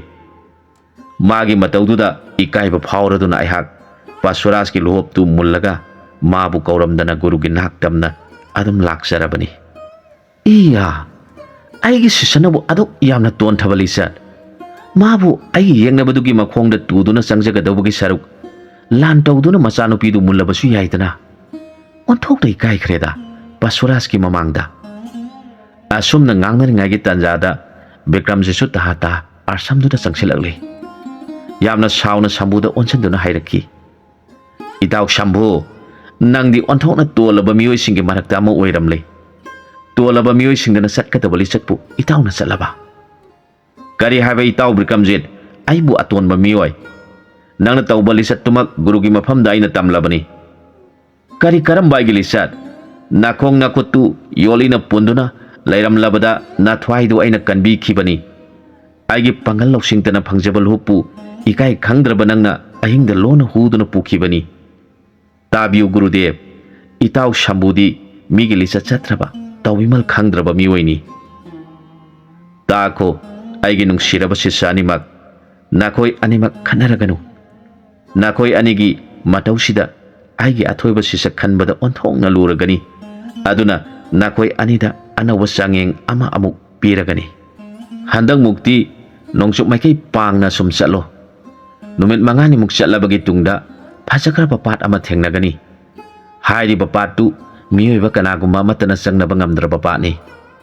Miyoi hingsaba oi tauba sogrik kauba sathikhrabani pa amana patubu ngaktuna thamlibani. Lainingba lamboiba kayana mafam chatlubada ising khawranglakpada patugi isingdubu thaksaningduna sangjaruba kaya sukrikna nungsi haitana hatpikhrabani. Nakhoina sukrikpu maithiba piduna makut punduna aigi nakta pur'u. Nakhoi anigi landa hai singbadu kanana athoibu oi haibadu mangondagi hangduna khanglagani. Takho masida aranba pambai tauba yaroi madu oirabadi aigi imangsida sugriki puliba makutu thadoktuna amu lanthenghangani Brikamjitna guruda hakjaraki Gurudev matau karamna sugrik haribaduna patubu kanaguma amata sanghandana ngaktuna thamlibano nachada magi waridu khanganbiu taroi sasa sugrik mapana hingsabani mamana brahman amagi machanupini Sugriki mama laining parai setpa nupini mabu phaduna sugriki mapana laubikhibani nongma patugi mapanda sugriki mamana lai puja tauringaida sugriki mapa hingsabaduna patpanduda lakpa laining ba khara phaduna hanaba tawrami mamana sensilaktuna laining ba singdu hatanaba khamlubada sugriki mapana tharakpa khulaiduna soibadagi mamada panduna leikhidabani matamdu Sugrik pakhang pharaklaba matamni umangda sathoklubadagi hanjalakpada mamadu siduna leiramba ubada Sugrik pakhana mapada mamadu karamna leikhidabno hanglakhi mapa hingsabaduna hairakhi ibungo namasi lainingba lamkoiba kharana halamlibani ipana su sauduna makoi pumba halabani asomna hingsabaduna magi maraldu masada losilami hingsabadu masamaki nupibu haluba mafamduda Laining laktabadagi mafamdo thadolaga salasi haiduna macha sugrikta hairami adubu sugrikti mamana laikhidaba mafamduda adum lehaurami aduga arakpa laining ba pumba hatkani haiduna ngasi phauba leiribani masini isasa sugrikki wari Bikramjitna haijaraki nungaijare Gurudev mara laijadraba laining ba kayabu haliba mahakto dani pituna makut punduna pujaralage Phare sasa nathaudang pangthok saruro Bikramjit amadi sambu nongsup maikai pangna lakle numit kharani laklabagi tungda thambal hori pa pat maya du yokselakle pat maya du da wang sharba sugrik laibadu makhoi anina ure panthadana asum sangselakuna Bikramjit alaurakhi hai sugrik haiba phatraba hingsaba nangbu dandi pinabagi damak Guru Bhadram gi sisai koi ani laklabani Nathwai hinglabadi aikhoida thunamak sangjaro Sugrik yamna sauduna lauragle Kari nakhoida sangjaba mafam sida arakba pumba mathwai hingna hankhiba ngasi phawba yaudri nakhoi animak nakoktu yekhaiduna halage asom haiduna Sugrik charba yatum mama paiduna chenchelagle Bikramjit amadi sambusu Sugriki maikai tamna chenchelagle Sugrikna sapu kanna yatumduna thomlakpada Shambu laithukpa nanghawdabadagi mathabakta panduna laimaida takre Sugrikna amu hana Bikramjit tamna yotumdu phutharakpada Bikramjitna yotumdu phakre Sugrikki mathabakta Bikramjitna sapu kanna kaubada Sugrik phana sangna paithoktuna tare Bikramjit shauna laurakle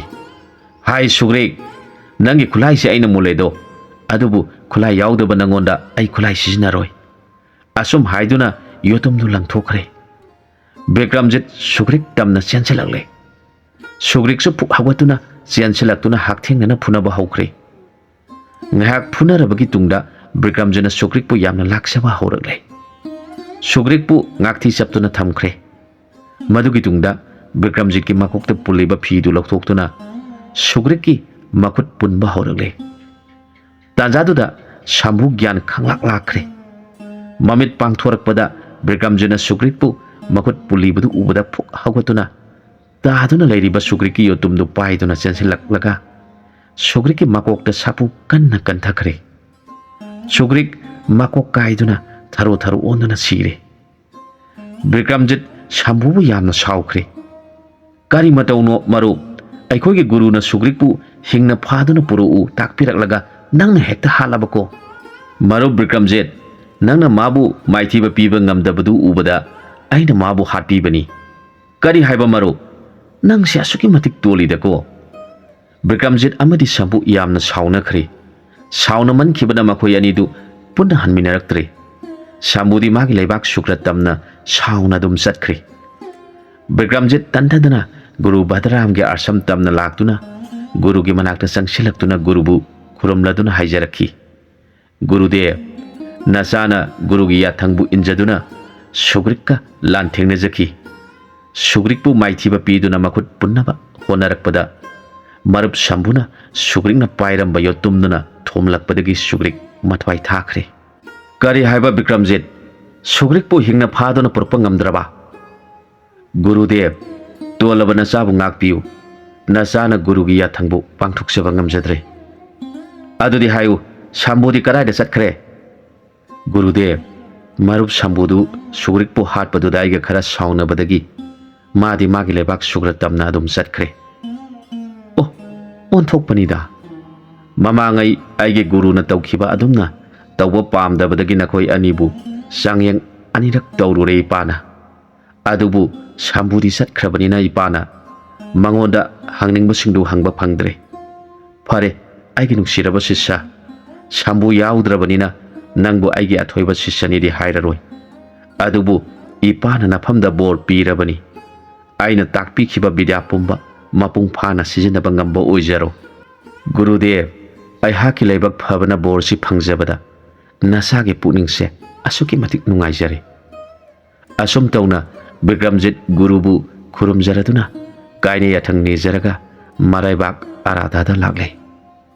Mopa महाराजदा हौखिबा worry पुंबा तमजदुना कोमोदी लेबाकी राजकुमारी इंदुरेखागा लुहोंगबदा अयाबा पीबीनबा तक्सेले मपाबुंग महाराजनसु याबिरदुना विक्रमजित इंदुरेखागा चाउना लुहोंगले शुक्र लेबाकी राजकुमार शंभुसु अतोप लेबाक अमगी राजकुमारी अमगा लुहोंगखरे तौबददी आराधा अमदी शुक्र थांगना लेबा लेबाक ओइरबसु विक्रमजित अमदी शंभु साउनखिबना लेबाक अनिसि येंगनबगुम ओइनखरे लेबाक अनिगी प्रजासिंगसु अमना अमदा चंगथोक चंगचिन तौनखिद्रे जाई खरा हौख्रबगी तुंगदा साबान Morte निंगथिन फजरबा राजकुमार अभी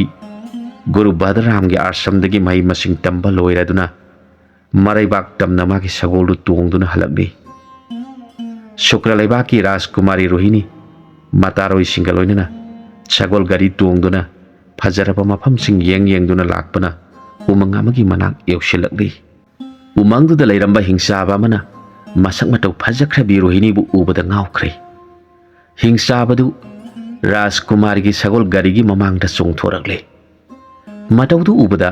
राजकुमारी की मतारोई सिंगदु कीखिबना लोइख्रे मखोइदु सेनदुना लाकपा लानमी खरादु हिंसाबदुना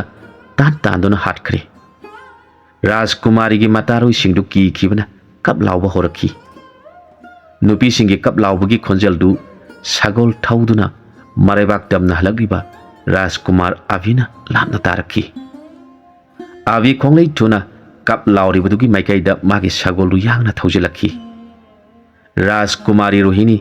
मखुता थंगसांग अमा पाइदुना हिंसाबदुगा लंबा पानबा सेम सारी अदुबु हिंसाबदु नोकनोकतुना राजकुमारी तमना दुम चंगसिलकली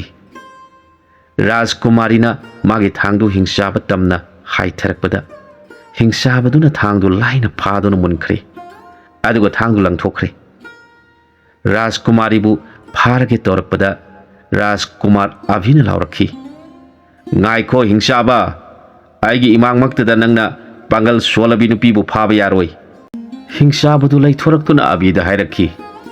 hai taibangmi nakoidi hingsaba ikhoigi sinjangni nathwai hinglabdi thuna senjakro natrabadi nakokto thattuna halagani iya ha ha ha ha kari sulaitraba pangba hingsaba nangna aradhagi rajkumar abibu thawoidana nganglaba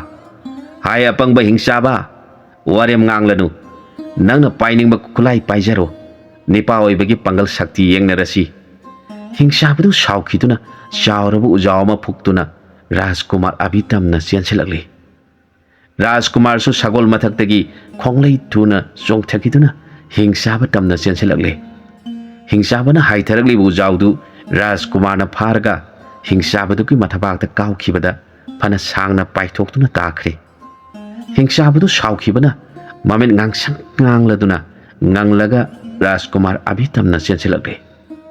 चेंसिलकले हिंसाबदु राजकुमार कन्ना फुथबदगी ई ओदुना सीरे हिंसाबना सीदुना लेमाइदा तारबदा राजकुमार अभि राजकुमारी रोहिणी की मनाक्ता चंगसिलकले अभि अमदि रोहिणी मिसानना हेक येंगनबदा अपाम नुंसी फाउनख्रे थाजगुम निंथीरबी रोहिणी की सक्तम उबदा आभी की थमोई नोंगौबीना लाइजे इरिकपु खौरांगबगुम थोखरे रोहिणी सु राजकुमार अभिबु उजबदा इथक इबोम कारकलिबा थमोइदु फाजनबा ngamjakidre राजकुमारी ने हाइजरखी थौना फरबा आराधागी राजकुमार अखोइबु कनबीबगिदमक अदोंगी लमन अमा पुनसिसिदा तोनसिनजरे पुनिंग हुना निंथीरबी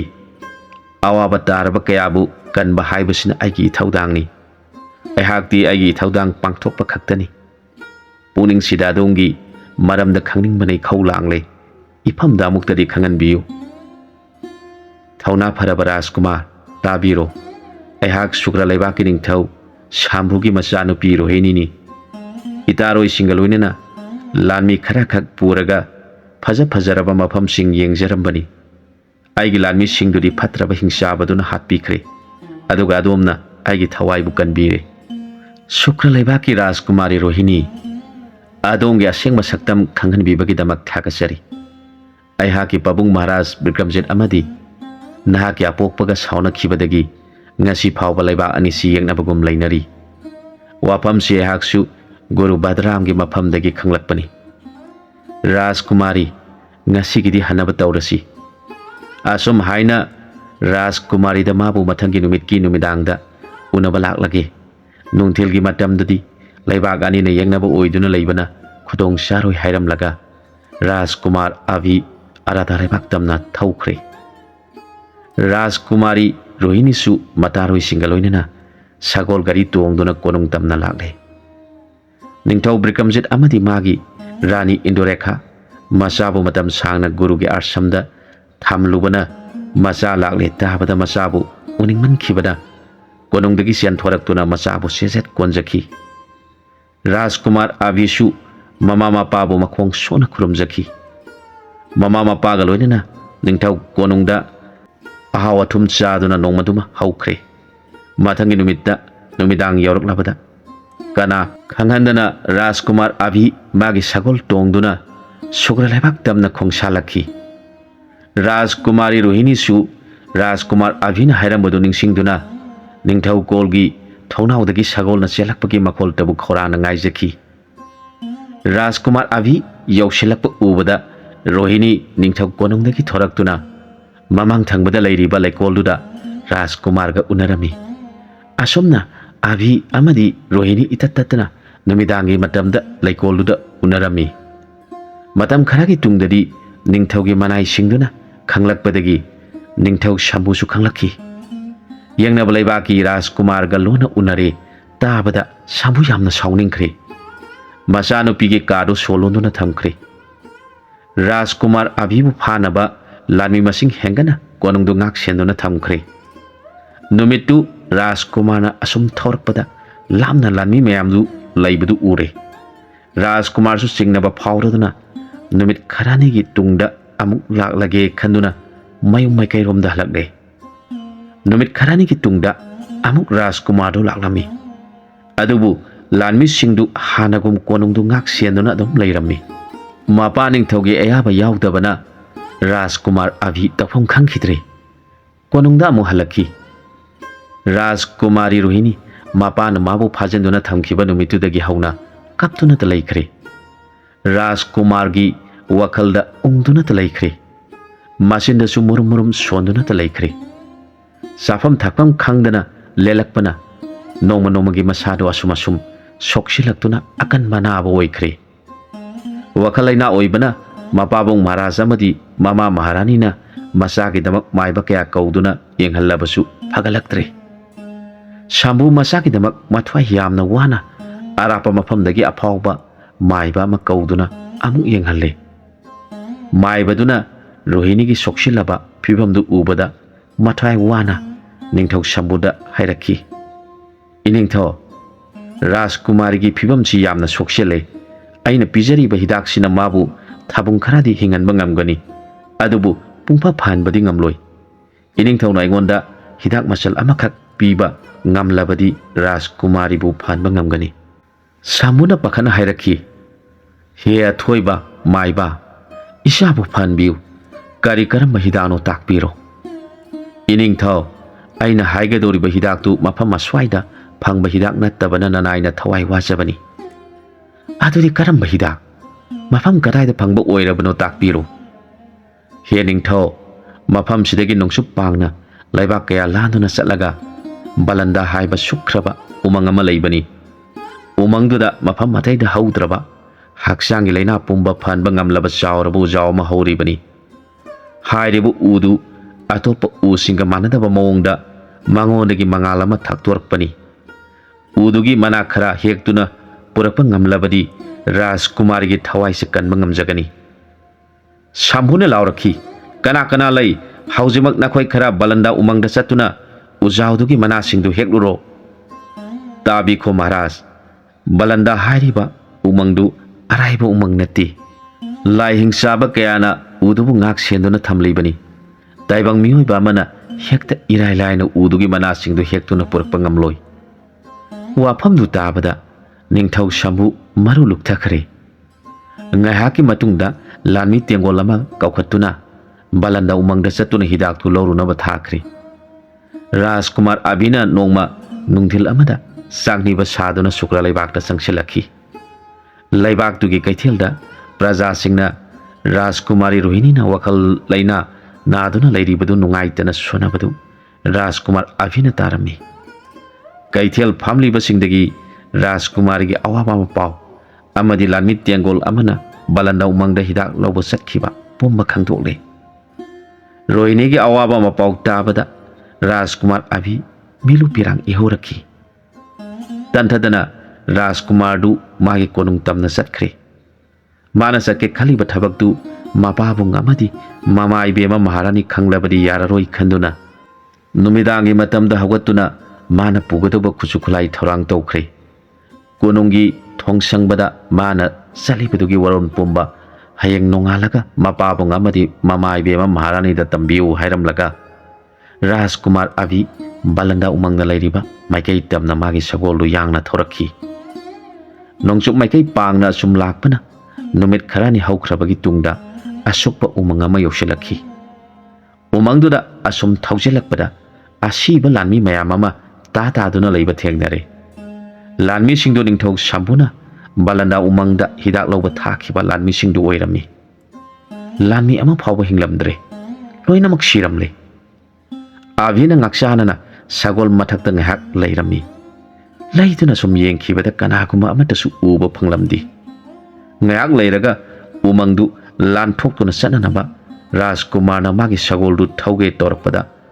ꯌꯥꯛꯈ꯭ꯔꯕ ꯈꯣꯟꯖꯦꯜ ꯑꯃ ꯇꯥꯔꯛꯈꯤ꯫ ꯍꯥꯏ ꯍꯥꯏ ꯁꯒꯣꯜ ꯇꯣꯡꯗꯨꯅ ꯂꯥꯛꯂꯤꯕꯅꯤꯄꯥ,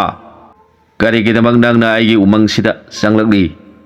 ꯑꯩꯒꯤ ꯎꯃꯪꯁꯤꯗ ꯆꯪꯂꯛꯄ ꯃꯤꯑꯣꯏ ꯈꯨꯗꯤꯡꯃꯛ ꯃꯊ꯭ꯋꯥꯏ ꯍꯤꯡꯅ ꯍꯟꯈꯤꯕ ꯉꯁꯤ ꯐꯥꯎꯕ ꯌꯥꯎꯗ꯭ꯔꯤ꯫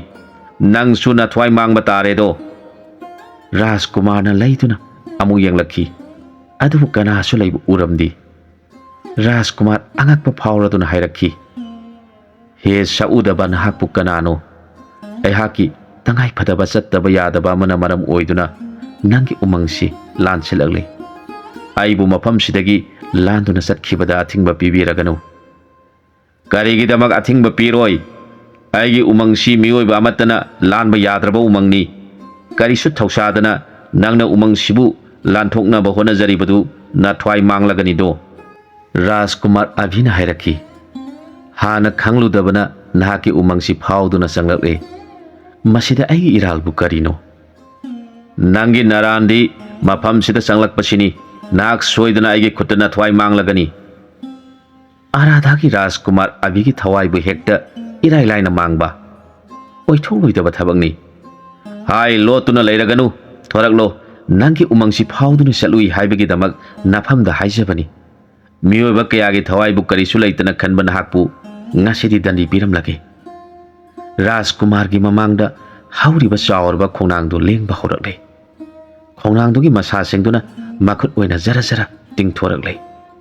ꯃꯗꯨ ꯎꯕꯗ ꯉꯁꯥꯏ ꯃꯈꯩ ꯂꯥꯎꯔꯛꯂꯤꯕꯗꯨ ꯈꯣꯡꯅꯥꯡꯁꯤꯅꯅꯤ ꯍꯥꯏꯕ ꯔꯥꯖꯀꯨꯃꯥꯔꯅ ꯈꯪꯈ꯭ꯔꯦ꯫ ꯔꯥꯖꯀꯨꯃꯥꯔꯁꯨ ꯁꯒꯣꯜꯗꯒꯤ ꯐꯟ ꯆꯣꯡꯊꯗꯨꯅ ꯃꯥꯒꯤ ꯊꯧꯔꯕ ꯊꯥꯡꯁꯥꯡꯗꯨ ꯁꯠꯈ꯭ꯔꯦ꯫ ꯈꯣꯡꯅꯥꯡꯗꯨꯒꯤ ꯆꯥꯎꯔꯕ ꯃꯁꯥꯁꯤꯡꯗꯨꯅ ꯔꯥꯖꯀꯨꯃꯥꯔꯕꯨ ꯐꯥꯔꯒꯤ ꯃꯇꯥꯒꯨꯝ ꯊꯨꯅ ꯍꯥꯏꯕ ꯍꯧꯔꯛꯂꯦ꯫ ꯔꯥꯖꯀꯨꯃꯥꯔꯁꯨ ꯆꯣꯡꯗꯨꯅ ꯈꯣꯡꯅꯥꯡꯗꯨꯒꯤ ꯃꯁꯥꯁꯤꯡꯗꯨ ꯊꯥꯡꯗꯨꯅ ꯌꯥꯟꯕ ꯍꯧꯔꯛꯂꯦ꯫ मधुद साउरबा खोंनांगदु चाउरबा हिंसाबा अमा ओनखिदुना अफंग अफंगबा उजाउसिंग फुकफुकतुना राजकुमार तमना लंगसिलगले राजकुमार सु मागी थांगसांगदु थांखुमदा हापसिलगा चाउरबा उजाउ अमा फुकतुना हिंसाबदुगा थोमनरे असुकपा उमंगदु राजकुमार अभी अमदी हिंसाबा अनिगी लांदा मनाक नकना हौरंबा उजाउ कया तुमना तेगले हिंसाबदु अंगकपा फाउखरे ताइबंग मियोइबा अमना असुमना शक्ति लेरंबा उबदा हिंसाबदु कीबसु फाउरले हिंसाबना लाउरले हाय ताइबंग मियोइबा उमंगसी फना यामना अखोय अनिना नाइथेक्तुना मांगहले हौजिकति खुलाई थादोकनदुना पांगलगी सेंगेंग अमुक तौरसी राजकुमारना खुमलकी फै नंगना अपामदुमक पांगथोकलसी असुम हाइदुना हिंसाबा अमदि राजकुमारदु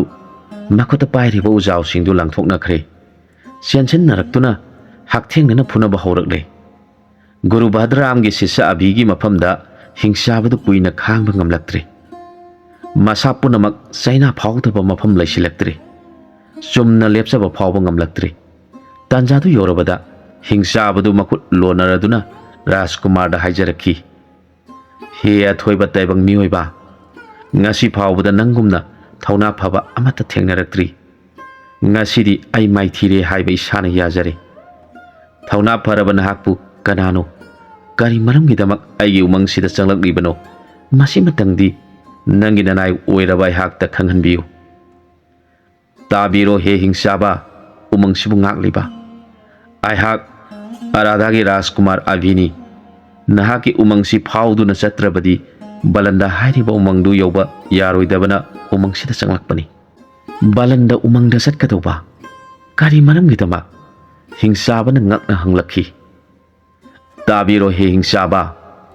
आइगी थवाइगा पंखक ओइरबी शुक्र लैबाकी राजकुमारी रोहिणी अनाबा लयेंगनबगिदमक बलंदा उमंगदा हौरिबा अंगकपु उजाउदुगी मना खरा हेकपा लाक्लिबनी बलंदा उमंगी अंगकपु उजाउ हे थौना फरबा राजकुमार मफमदु शक्ति लैख्रबा लाई हिंसाबा कयाना ngak सेलिबा मफमनी मफमदुदा संगलुबा हाइबसी सिनी खंगना खंगना मैरानबिना मैरीदा सोंगसिनबगुम थोकलगनी ननाइना हाइजबसी याबिदुना मफमदुदा चप्पिरगनु हे हिंसाबा आइगी थवाइबु पामुदुना आइगी नुंगसिरबी रोहिणीबु कनबा ngamjadrabadi आइना हिंगलुबगी मफम अमा मलेमसिदा लैररोय आइबु खामलगनु आइहाक सनबा तौरगे फरे राजकुमार आइना खामजबा याद्रबनिना लेंबिरो माइ पाकपा ओइबिरो आइगी उमंगसिगी वही वही खरा लंबीदा चानबा पुबिखो हाइदुना हिंसाबदुना हाउरा हाउरबा वही वही कया यामना थुने हेक्तुना राजकुमारदा पीरे मधुगी मतुंगदा राजकुमार अभी मागी सगोलदा तोंखतुना बलंदा उमंगना लैरिबा माइकई तमना अमुक खोंसानबा हौरकले लेप्तना असुम लाक्लबा मतुंगदा नुमित ताखिदुना राजकुमार अभी चाउरबा उजाउ अमगी मखोंगदा मागी सगोलदु थौजिलक्ले सगोल लगी कुमथदुना उजाउदुगी मखोंगदा फमथखरे हिंसाबना पिरकपा वही वही खरा चारबा मतुंगदा उदुना ngaदुना तुमथखरे अहिंग ममई ओरग्लाबदा क्वाक मामा मसा अनिना उथक्तुदा वरी साबदु राजकुमार अभिना खंगता तारखी राजकुमार अभी गुरु भद्ररामना तंबीबदगी सा उसेकसिंगी मरोल सुनिंगथिना खंगलमी क्वाक मसादुना ममादा हंगलखी इमा मखादा तुमदुना लैरिबा निपासिबु कनानो मादी अकीबा अमता याउदना सुक्लबा उमंगसिदा निंगाइदना तुमली इचाइबुंगो तुमलिबा निपासी अराय असंबा मियोइ नति अदुदी इमा माक्सिबु कदाइदगी लाक्लिबनो इबुंगो महाक्सी अराधा हाइबा लैबाक्तुगी राजकुमारनी ममिंगना आभी कौबनी महाक बलंदा उमंगदा हौरिबा लाइगी मसक ओइरबा उजाउदुगी मना खरा मागी नुक्सिजबी राजकुमारी रोहिणी लैंगनबीदमक हेक्पा लाक्लिबनी इमा बलंदा हाइबदी साथिख्रबा लाई हिंसाबसिंगना ngakliba उमंगदुरा मानी बुंगो राजकुमार सी सोइदना अवाबा तारगनी मतिक मथौना फना लैदुनसु लाई हिंसाबसिंगदु महाकना माइथीबा पीबा ngamloi महाक बलंदा उमंगदा सोइदना सिरगनी राजकुमार अभी क्वाक ममागी वैसिंगदु यामना ngakna तादुना लैरमी क्वाक मसाना अमुक हाइरखी इमा ꯑꯣꯟꯊꯣꯛꯅꯕꯨ ꯅꯨꯡꯉꯥꯏꯈꯤꯗ꯭ꯔꯦ ꯃꯥꯕꯨ ꯑꯩꯈꯣꯏꯅ ꯀꯟꯕꯤꯕꯗꯤ ꯉꯝꯂꯣꯏꯗ꯭ꯔꯥ ꯑꯩꯈꯣꯏꯅ ꯀꯟꯕꯤꯕ ꯉꯝꯂꯣꯏ ꯑꯗꯨꯕꯨ ꯃꯍꯥꯛ ꯃꯁꯥꯅꯗꯤ ꯀꯟꯖꯕ ꯌꯥꯒꯅꯤ ꯀꯔꯝꯅꯅꯣ ꯏꯃꯥ ꯇꯥꯅꯤꯡꯂꯦ ꯌꯥꯝꯅ ꯊꯨꯅ ꯇꯥꯛꯄꯤꯔꯣ ꯃꯍꯥꯛ ꯂꯥꯏ ꯍꯤꯡꯆꯥꯕꯁꯤꯡꯗꯨꯒ ꯁꯣꯏꯗꯅ ꯂꯥꯟꯊꯦꯡꯅꯔꯒꯅꯤ ꯑꯗꯨꯕꯨ ꯇꯥꯏꯕꯪ ꯃꯤ ꯑꯣꯏꯕꯅ ꯃꯈꯣꯏꯕꯨ ꯃꯥꯏꯊꯤꯕ ꯄꯤꯕꯗꯤ ꯉꯝꯂꯣꯏ ꯂꯥꯏꯑꯣꯏꯔꯕ ꯎꯖꯥꯎꯗꯨꯒꯤ ꯃꯈꯣꯡꯗꯨ ꯂꯥꯏ ꯍꯤꯡꯆꯥꯕꯁꯤꯡꯗꯨꯅ ꯁꯦꯡꯂꯕ ꯃꯐꯝ ꯑꯃ ꯑꯣꯏꯅ ꯉꯁꯤ ꯐꯥꯎꯕ ꯉꯥꯛꯂꯤꯕꯅꯤ ꯃꯐꯝꯗꯨꯗ ꯖꯤꯕꯁꯤꯡ ꯑꯃꯠꯇ ꯍꯥꯠꯇꯕꯅꯤ ꯔꯥꯖꯀꯨꯃꯥꯔꯅ ꯎꯖꯥꯎꯗꯨꯒꯤ ꯃꯅꯥꯛ ꯌꯧꯕ ꯉꯝꯍꯧꯔꯕ ꯑꯃꯗꯤ ꯃꯐꯝꯗꯨꯗ ꯁꯤꯕ ꯇꯥꯔꯕꯗꯤ ꯂꯥꯏ ꯍꯤꯡꯆꯥꯕꯁꯤꯡꯗꯨꯅ ꯁꯦꯡꯂꯕ ꯃꯐꯝꯗꯨ ꯏꯀꯥꯏ ꯈꯨꯝꯅꯕ ꯎꯠꯄ ꯑꯣꯏꯅ ꯔꯥꯖꯀꯨꯃꯥꯔꯕꯨ ꯑꯃꯨꯛ ꯍꯤꯡꯒꯠꯍꯟꯒꯅꯤ ꯃꯁꯤ ꯈꯛꯇꯅꯤ ꯃꯥꯅ ꯍꯤꯡꯕ ꯌꯥꯕ ꯂꯝꯕꯤ ꯏꯃꯥ ꯑꯗꯨꯗꯤ ꯔꯥꯖꯀꯨꯃꯥꯔꯁꯦ ꯍꯧꯗꯣꯛꯇꯨꯅ ꯃꯉꯣꯟꯗ ꯇꯥꯛꯄꯤꯔꯁꯤ ꯃꯥꯒꯤ ꯊꯋꯥꯏꯗꯗꯤ ꯀꯟꯕꯤꯔꯁꯤ ꯏꯕꯨꯡꯉꯣ ꯇꯥꯛꯂꯨꯗ꯭ꯔꯒꯁꯨ ꯌꯥꯔꯒꯅꯤ ꯃꯍꯥꯛ ꯒꯨꯔꯨ ꯕꯗ꯭ꯔꯥꯝꯒꯤ ꯁꯤష్ꯌꯅꯤ ꯑꯩꯈꯣꯏꯅ ꯉꯥꯡꯅꯕ ꯄꯨꯝꯕ ꯂꯣꯏꯅ ꯈꯪꯂꯝꯒꯅꯤ ꯉꯁꯥꯏ ꯃꯈꯩ ꯀ꯭ꯋꯥꯛ ꯃꯃꯥ ꯃꯆꯥꯒꯤ ꯋꯥꯔꯤ ꯇꯥꯔꯝꯕ ꯔꯥꯖꯀꯨꯃꯥꯔ ꯑꯚꯤ ꯄꯨꯛ ꯍꯧꯒꯠꯇꯨꯅ ꯃꯈꯨꯠ ꯂꯣꯟꯅꯗꯨꯅ ꯀ꯭ꯋꯥꯛꯀꯤ ꯃꯀꯣꯟꯗ ꯌꯦꯡꯈꯠꯇꯨꯅ ꯍꯥꯏꯔꯛꯈꯤ ꯍꯦ ꯂꯥꯏꯒꯤ ꯃꯁꯛ ꯑꯣꯏꯔꯕ ꯀ꯭ꯋꯥꯛ ꯇꯣꯜꯂꯕ ꯔꯥꯖꯀꯨꯃꯥꯔ ꯑꯚꯤꯅ ꯅꯍꯥꯛꯀꯤ ꯋꯥꯍꯩꯁꯤꯡꯗꯨ ꯇꯥꯖꯕꯗ ꯂꯧꯁꯤꯡꯒꯤ ꯏꯅꯣꯠ ꯑꯃ ꯍꯥꯞꯄꯤꯔꯦ ꯑꯩꯒꯤ ꯄꯨꯟꯁꯤꯁꯤꯗ ꯁꯤꯡꯕ ꯉꯝꯂꯔꯣꯏꯗꯕ ꯂꯃꯟ ꯑꯃ ꯇꯣꯟꯁꯤꯟꯖꯔꯦ ꯀ꯭ꯋꯥꯛ ꯃꯃꯥꯅ ꯍꯥꯏꯔꯛꯈꯤ ꯍꯦ ꯙꯔꯃ ꯂꯩꯔꯕ ꯔꯥꯖꯀꯨꯃꯥꯔ ꯅꯪꯒꯤ ꯃꯛꯇ꯭ꯔꯕ ꯊꯃꯣꯏꯕꯨ ꯎꯖꯕꯅ ꯅꯍꯥꯛꯀꯤ ꯃꯇꯦꯡꯗꯤ ꯌꯥꯝꯅ ꯇꯧꯅꯤꯡꯉꯤ ꯑꯗꯨꯕꯨ ꯂꯥꯟꯐꯝꯗꯨꯗ ꯏꯃꯥ ꯏꯆꯥꯅ ꯃꯇꯦꯡ ꯄꯥꯡꯕꯗꯤ ꯉꯝꯂꯔꯣꯏ ꯑꯩꯅ ꯍꯥꯏꯖꯕ ꯋꯥꯐꯝꯗꯨꯃꯛ ꯄꯥꯡꯊꯣꯛꯄꯤꯗꯨꯅ ꯂꯥꯟꯊꯦꯡꯅꯕꯤꯌꯨ ꯊꯥꯒꯠꯆꯔꯤ ꯍꯦ ꯑꯊꯣꯏꯕ ꯀ꯭ꯋꯥꯛ ꯅꯍꯥꯛꯀꯤ ꯄꯥꯎꯇꯥꯛꯇꯕꯨ ꯏꯟꯖꯒꯅꯤ ꯅꯣꯡꯉꯥꯟꯐꯨꯡ ꯇꯧꯔꯛꯄꯅ ꯔꯥꯖꯀꯨꯃꯥꯔ ꯑꯚꯤ ꯀ꯭ꯋꯥꯛ ꯃꯃꯥ ꯃꯆꯥꯗꯒꯤ ꯀꯥꯏꯅ ꯌꯥꯊꯪ ꯅꯤꯖꯔꯒ ꯃꯥꯒꯤ ꯁꯒꯣꯜꯗꯨ ꯇꯣꯡꯗꯨꯅ ꯕꯂꯟꯗꯒꯤ ꯃꯥꯏꯀꯩ ꯇꯝꯅ ꯑꯃꯨꯛ ꯊꯧꯔꯛꯈꯤ ꯅꯨꯃꯤꯠ ꯇꯥꯈꯤꯕ ꯃꯐꯝꯗ ꯑꯐꯪꯕ ꯎꯍꯩ ꯋꯥꯍꯩ ꯆꯥꯗꯨꯅ ꯄꯣꯊꯥꯕ ꯅꯣꯡꯉꯥꯟꯕꯒ ꯑꯃꯨꯛ ꯊꯧꯔꯛꯄ ꯑꯁꯨꯝ ꯇꯧꯅ ꯅꯨꯃꯤꯠ ꯀꯨꯟꯅꯤꯃꯨꯛ ꯂꯥꯛꯂꯕꯒꯤ ꯃꯇꯨꯡꯗ ꯕꯂꯟꯗꯒꯤ ꯎꯃꯪ ꯎꯔꯛꯈꯤ ꯁꯨꯛꯈ꯭ꯔꯕ ꯎꯃꯪꯅꯤ ꯆꯥꯎꯔꯕ ꯎꯖꯥꯎꯁꯤꯡꯒꯤ ꯄꯥꯛꯂꯕ ꯃꯅꯥꯁꯤꯡꯅ ꯈꯟꯈꯤꯕꯅ ꯅꯨꯃꯤꯠꯀꯤ ꯃꯉꯥꯜ ꯐꯥꯎꯖꯟꯕ ꯉꯝꯗ꯭ꯔꯕ ꯎꯃꯪꯅꯤ ꯔꯥꯖꯀꯨꯃꯥꯔ ꯑꯚꯤ ꯎꯃꯪꯗꯨ ꯍꯦꯛ ꯌꯧꯔꯛꯄꯒ ꯁꯒꯣꯜꯗꯒꯤ ꯀꯨꯝꯊꯈ꯭ꯔꯦ ꯃꯥꯒꯤ ꯁꯒꯣꯜꯗꯨ ꯃꯣꯟꯁꯣꯡ ꯑꯃꯒꯤ ꯃꯌꯥꯗ ꯆꯤꯡꯁꯤꯜꯂꯒ ꯍꯥꯏꯔꯛꯈꯤ ꯅꯨꯡꯁꯤꯔꯕ ꯃꯔꯨꯞ ꯅꯍꯥꯛꯀꯤ ꯃꯇꯦꯡꯗꯒꯤ ꯕꯂꯟꯗꯒꯤ ꯉꯝꯈꯩꯗꯤ ꯌꯧꯁꯤꯜꯂꯛꯂꯦ ꯅꯍꯥꯛꯄꯨ ꯉꯝꯈꯩ ꯂꯩꯇꯅ ꯊꯥꯒꯠꯆꯔꯤ ꯃꯐꯝꯁꯤꯗ ꯑꯩꯍꯥꯛꯄꯨ ꯉꯥꯏꯕꯤꯔꯝꯃꯨ ꯑꯩꯒꯤ ꯏꯊꯧꯗꯥꯡ ꯄꯥꯡꯊꯣꯛꯄ ꯆꯠꯂꯨꯈꯤꯒꯦ ꯁꯒꯣꯜꯗꯨ ꯍꯣꯏ ꯍꯥꯏꯕꯒꯤ ꯃꯇꯥꯒꯨꯝ ꯃꯉꯛ ꯍꯥꯏꯔꯛꯈꯤ ꯊꯪꯅꯕ ꯃꯤꯀꯨꯞꯇ ꯔꯥꯖꯀꯨꯃꯥꯔꯅ ꯃꯥꯒꯤ ꯊꯥꯡ ꯑꯃꯗꯤ ꯂꯤꯔꯨꯡ ꯇꯦꯟꯗꯨ ꯄꯤꯛꯁꯤꯜꯍꯟꯈ꯭ꯔꯦ ꯑꯗꯨꯒ ꯎꯃꯥꯏꯕꯤ ꯑꯃ ꯑꯣꯟꯈꯤꯗꯨꯅ ꯃꯌꯥꯅ ꯊꯥꯡ ꯑꯃꯗꯤ ꯂꯤꯔꯨꯡ ꯇꯦꯟꯗꯨ ꯆꯤꯛꯇꯨꯅ ꯎꯃꯪꯗꯨꯗ ꯄꯥꯏꯁꯤꯟꯈ꯭ꯔꯦ ꯁꯨꯛꯈ꯭ꯔꯕ ꯎꯃꯪꯗꯨꯗ ꯉꯥꯏꯍꯥꯛ ꯄꯥꯏꯁꯤꯜꯂꯛꯂꯕꯒꯤ ꯇꯨꯡꯗ ꯏꯍꯥꯡ ꯍꯥꯡꯂꯕ ꯂꯝꯄꯥꯛ ꯑꯃꯗ ꯃꯁꯦꯛ ꯃꯉꯥꯜ ꯅꯥꯏꯔꯕ ꯐꯖꯈ꯭ꯔꯕ ꯎꯖꯥꯎ ꯑꯃ ꯍꯧꯔꯤꯕꯗꯨ ꯎꯔꯦ ꯊꯤꯟꯊꯗꯅ ꯎꯗꯨꯒꯤ ꯃꯈꯣꯡ ꯇꯝꯅ ꯄꯥꯏꯁꯤꯟꯈꯤꯗꯨꯅ ꯎꯈꯣꯡꯗꯨꯗ ꯃꯥꯒꯤ ꯁꯛꯇꯝ ꯑꯣꯟꯗꯨꯅ ꯂꯦꯞꯈ꯭ꯔꯦ ꯔꯥꯖꯀꯨꯃꯥꯔ ꯑꯚꯤ ꯎꯈꯣꯡꯗꯨꯗ ꯍꯦꯛ ꯂꯦꯞꯄꯒ ꯂꯝꯄꯥꯛꯇꯨꯒꯤ ꯁꯤꯗꯥꯏꯁꯤꯡꯗ ꯍꯧꯔꯤꯕ ꯎꯖꯥꯎꯁꯤꯡꯗꯨ ꯂꯥꯏ ꯍꯤꯡꯆꯥꯕ ꯑꯣꯟꯈꯤꯗꯨꯅ ꯌꯥꯝꯅ ꯁꯥꯎꯅ ꯂꯥꯎꯔꯛꯂꯦ ꯍꯥꯏ ꯍꯥꯏ ꯀꯅꯥꯅꯣ ꯅꯪꯕꯨ ꯑꯩꯈꯣꯏꯅ ꯂꯥꯠꯇꯨꯅ ꯊꯝꯂꯤꯕ ꯎꯖꯥꯎꯗꯨꯒꯤ ꯃꯈꯣꯡꯗ ꯂꯦꯞꯂꯒꯅꯨ ꯌꯥꯝꯅ ꯊꯨꯅꯃꯛ ꯃꯐꯝꯗꯨꯗꯒꯤ ꯍꯟꯗꯣꯛꯈ꯭ꯔꯣ ꯅꯠꯇ꯭ꯔꯕꯗꯤ ꯅꯍꯥꯛ ꯑꯩꯈꯣꯏꯒꯤ ꯈꯨꯠꯇ ꯁꯣꯏꯗꯅ ꯅꯊ꯭ꯋꯥꯏ ꯃꯥꯡꯂꯒꯅꯤ ꯔꯥꯖꯀꯨꯃꯥꯔꯅ ꯍꯥꯏꯔꯛꯈꯤ ꯍꯦ ꯑꯊꯣꯏꯕ ꯎꯃꯪꯁꯤꯕꯨ ꯉꯥꯛꯂꯤꯕ ꯂꯥꯏ ꯍꯤꯡꯆꯥꯕꯁꯤꯡ ꯑꯩꯍꯥꯛꯀꯤ ꯋꯥꯐꯝꯕꯨ ꯇꯥꯕꯤꯌꯨ ꯁꯛꯇꯤ ꯂꯩꯔꯕ ꯎꯁꯤꯒꯤ ꯎꯅꯥ ꯈꯔꯈꯛ ꯍꯦꯛꯆꯕꯗ ꯑꯌꯥꯕ ꯄꯤꯕꯤꯌꯨ ꯍꯥꯏ ꯍꯥꯏ ꯃꯤꯑꯣꯏꯕ ꯑꯩꯈꯣꯏꯕꯨ ꯎꯁꯤꯠꯇꯕ ꯇꯧꯒꯅꯨ ꯅꯠꯇ꯭ꯔꯕꯗꯤ ꯅꯍꯥꯛ ꯑꯋꯥꯐꯝꯗ ꯇꯥꯔꯒꯅꯤ ꯂꯥꯏꯑꯣꯏꯔꯕ ꯍꯤꯡꯆꯥꯕꯁꯤꯡ ꯑꯩꯅ ꯍꯥꯏꯖꯕꯁꯤ ꯌꯥꯕꯤꯗ꯭ꯔꯕꯅꯤꯅ ꯂꯥꯟ ꯇꯧꯔꯁꯤ ꯁꯦꯝ ꯁꯥꯕꯤꯔꯣ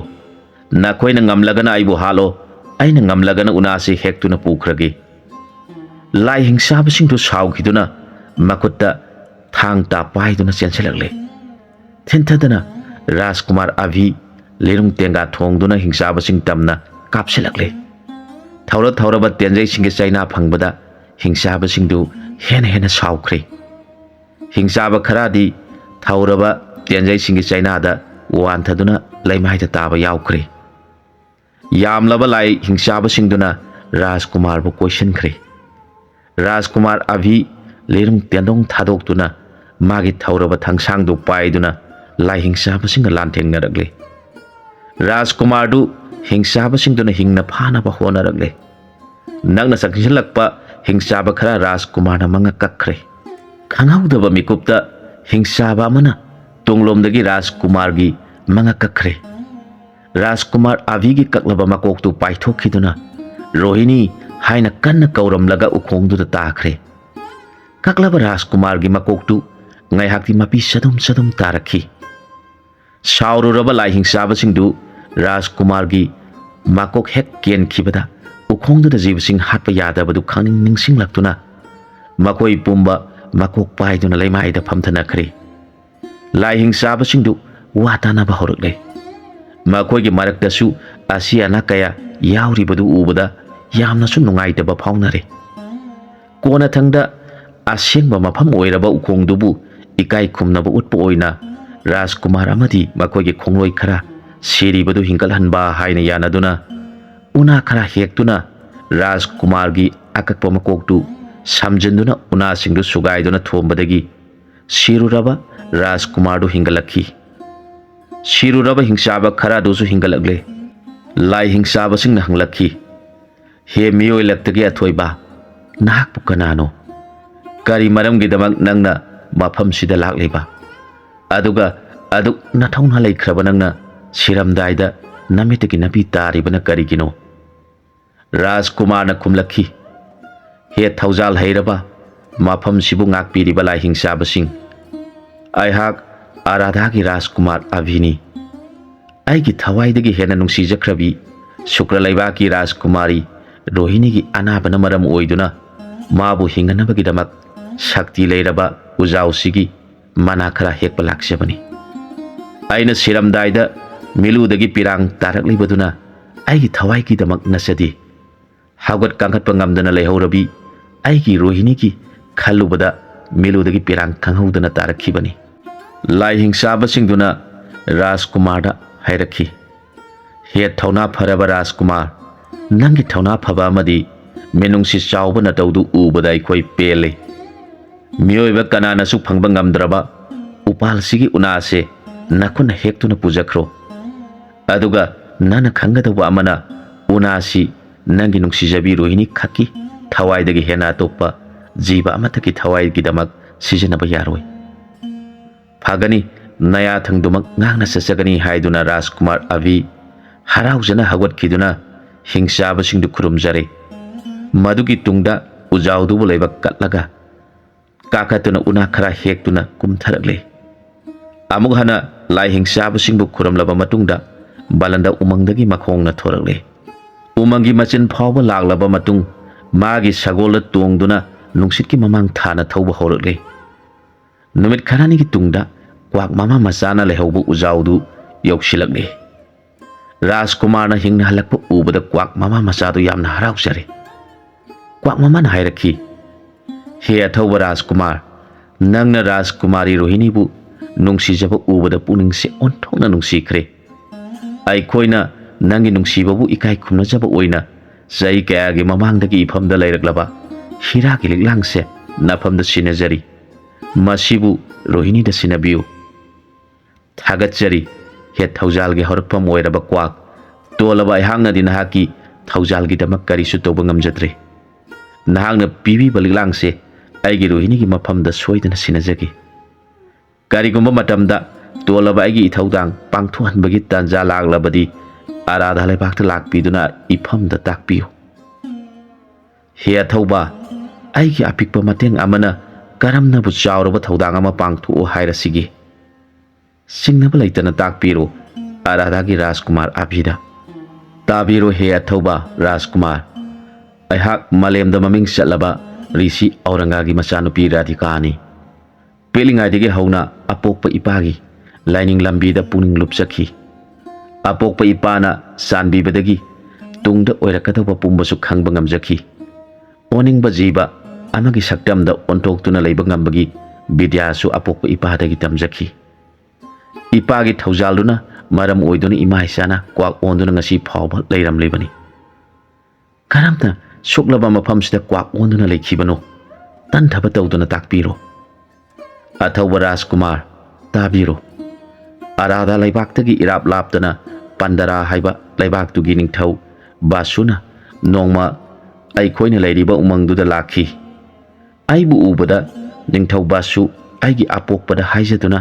मागी रानी ओइखी यामना नुंगाइना पंदरागी कोनुंगदा पुंसि लेनखी मतम खरागी तुंगदा नुंगसिरबा इचा निपा अमा फंगजखी अदुबु नुंगाइबदु मतम सांखिद्रे आइगी इपुरोइबा निंगथौ बासुगी फत्रबा मनाव निपा दाउमना निंगथौ ओइनिंगबदगी इपुरोइबबु असेंगबा तंजा येंगदुना ताना थिंदुना हातपीख्रे पिगलिबा इचा सिबुसु हातपीख्रनी खंदुना अखोइ पंदरागी कोनुंगदगी लोना चेलखिबनी अखोइबु फानबा निंगथौ ओइरबा दाउमना मनाइसिंग थादोक्तुना तानरखी इमा इचागी असेंगबा सक्तमदा अदुम लैरबदी खुदोंथीबा तारे खंदुना क्वाक ओंदुना मफमसिदा लैरमलिबनी ओंथोनसु फटखिद्रेदा निंगथौ फंबानगिदमक मयामबु हालबा ताकपीरो महारानी नाके अपामबदु इफमदा राजकुमार आइना पामलिबसी इपुरोइबगी लमन खुंबनी अदुगा पिगलिबा इचासिना मपागी निंगथौ फंबालदु फंगजबदुनी आराधागी राजकुमार अभिना पंदरागी महारानी अपामदुमक फंगनजगनी फत्रबा दाउमाबु चेराक सोइदना पिजगनी अदुदी महारानी लेंगलसी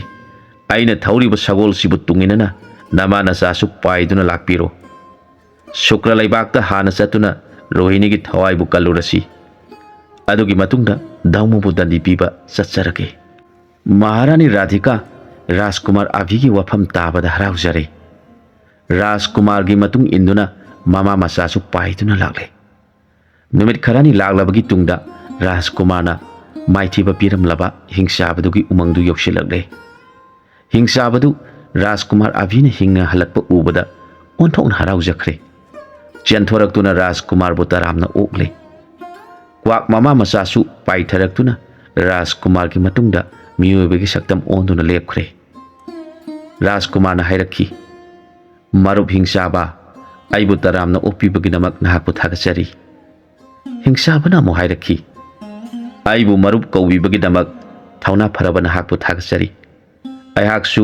नाहाकु मरुप हाइना कौजरगे नाहाकी तुंग इंदुना लागलिबा मामा मचासिना कना कनानो इफमदा खंगनबियु राजकुमारना मागी मरुप हिंसाबदा महारानी राधिकाना मागी mateंग पांगबिखिबा अमदी महारानी की mateंग अमुक पांगनबगिदमक मखोइबु पुदुना लाकपगी वरी पुंबा तमदुना तहले मधुकी मतुंगदा हिंसाबना हाइरखी मरुप राजकुमार अमदी महारानी आइगी उमंगसिदा अफंगबा ओइ वई खरा हेक्सरुखिगे न्याक्ता पोथाबिरमखो अदुगा नखुनबंगना हातपा यारबागी थवाइबु कनबिरम नहाकी mateंग खरादा ओइरबसु पांगजनिंगी अदुना आइबुसु नखोइगी नतुंग इंदुना लाकपदा याबा पिबियु हिंसाबगी मक्त्रब थमोइदु उबदा राजकुमारना याबा पीखरे असुम तौना वही वही चादुना ngahak पोथारबगी तुंगदा राजकुमारना सगोल थौरखी हिंसाबना सगोलगी तुंगदा यांगना चेलकली क्वाक मामा मचाना मथक्ता पाइदुना शुक्रमाइकई पांगलकली नुमित क्यानि संगना चलुबा खोंसत ओइबना राजकुमार अभि मकोई मरांगतना थनखरे चुंगफेरान चाना फजरबा राजकुमार की सबान फल्लबा लेंगजुमदगी हाइथरकलिबा कल्लबा पंबोम इथक इपोम काबगुम निंगथीरबा राजकुमार की पुक्सेपतु चेंगलबा ख्वांगदुना हेना मगुन हाबली मकोई मरांग अमदी सांगलबा सामलांग सिंगदुना हेनादुम राजकुमारदु येंगदुना त लैनिंगबा फावली सगोलु यांगना सुम थौरकपना शुक्र लैबाक लानसिलकले राजकुमार लेपतुना थौरकली हिंसाबुसु सेंदुना अदुम इनरकली लंबीदा थेंगनबा मियोय कयादी कीबा अमदी ngakpa फावनखरे नुमितकुम मसेक मंगाल नायना फजरबनी पामगी तुंगदा हिंसाबा मना थौगल तौदुना अमदी क्वाक अनिना कोकथक्ता पाइदुना लाकपदु उबदा असुम थौजेलकपना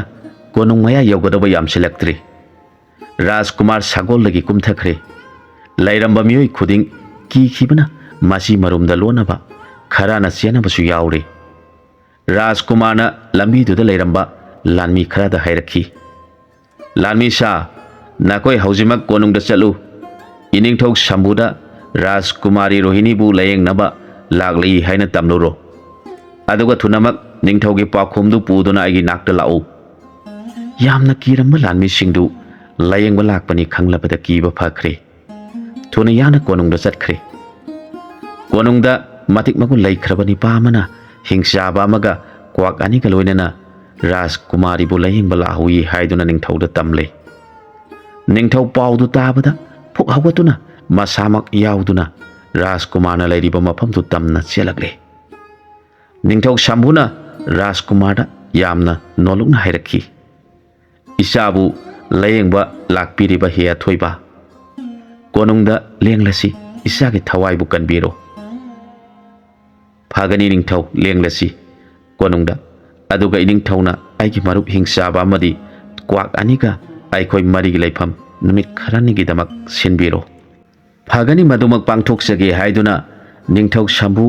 हराव हराव राजकुमार गलोइनना कोनुंगदा लागमिनरे क्वाक अनिसु राजकुमार गी येट ओइगी लेंगजोमदा तोंगदुना निंगथौ कोनदा चंगलगले कोनुंग हेक योबगा चावरबा कामदा मखोइगी लैफम ओइना पीरे थंगनबा मिकुपता राजकुमारना क्वाक अमदि हिंसाबाबु थनमलगा रोहिणीगी मनाक्ता लागले राजकुमार अभी रोहिणीगी कादुदा मखोंग कांसिलगली अमुबा नोंगौना कुपसिलबा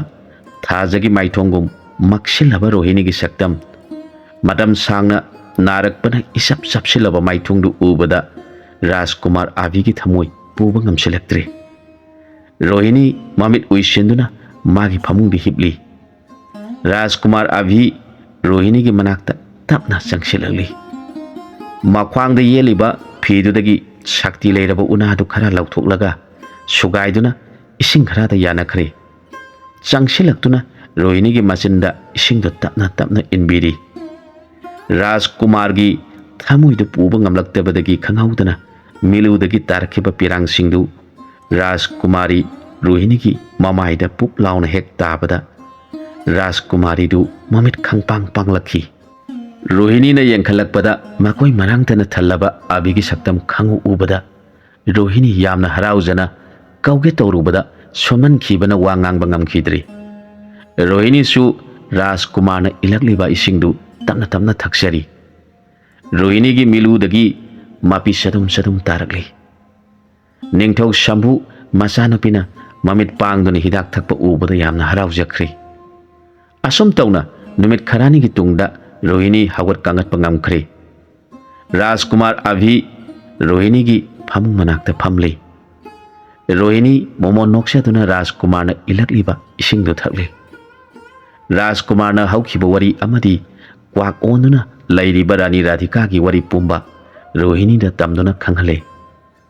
पांगथोकदबा चावरबा थौदांग अमा वालिबना राजकुमार अभी रोहिणी ना फगलकपा उबदा पंडरागी दौमाबु दंडी पीबा चलगे हाइरकले रानी राधिका की वरी खंगलबना रोहिणी सु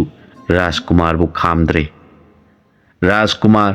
क्वाक ममा मचा अमदि मागी मरुप हिंसाबदु निंगथौ शंभुगी मनाक्ता चंगलकले राजकुमारना हाइरखी इनिंगथौ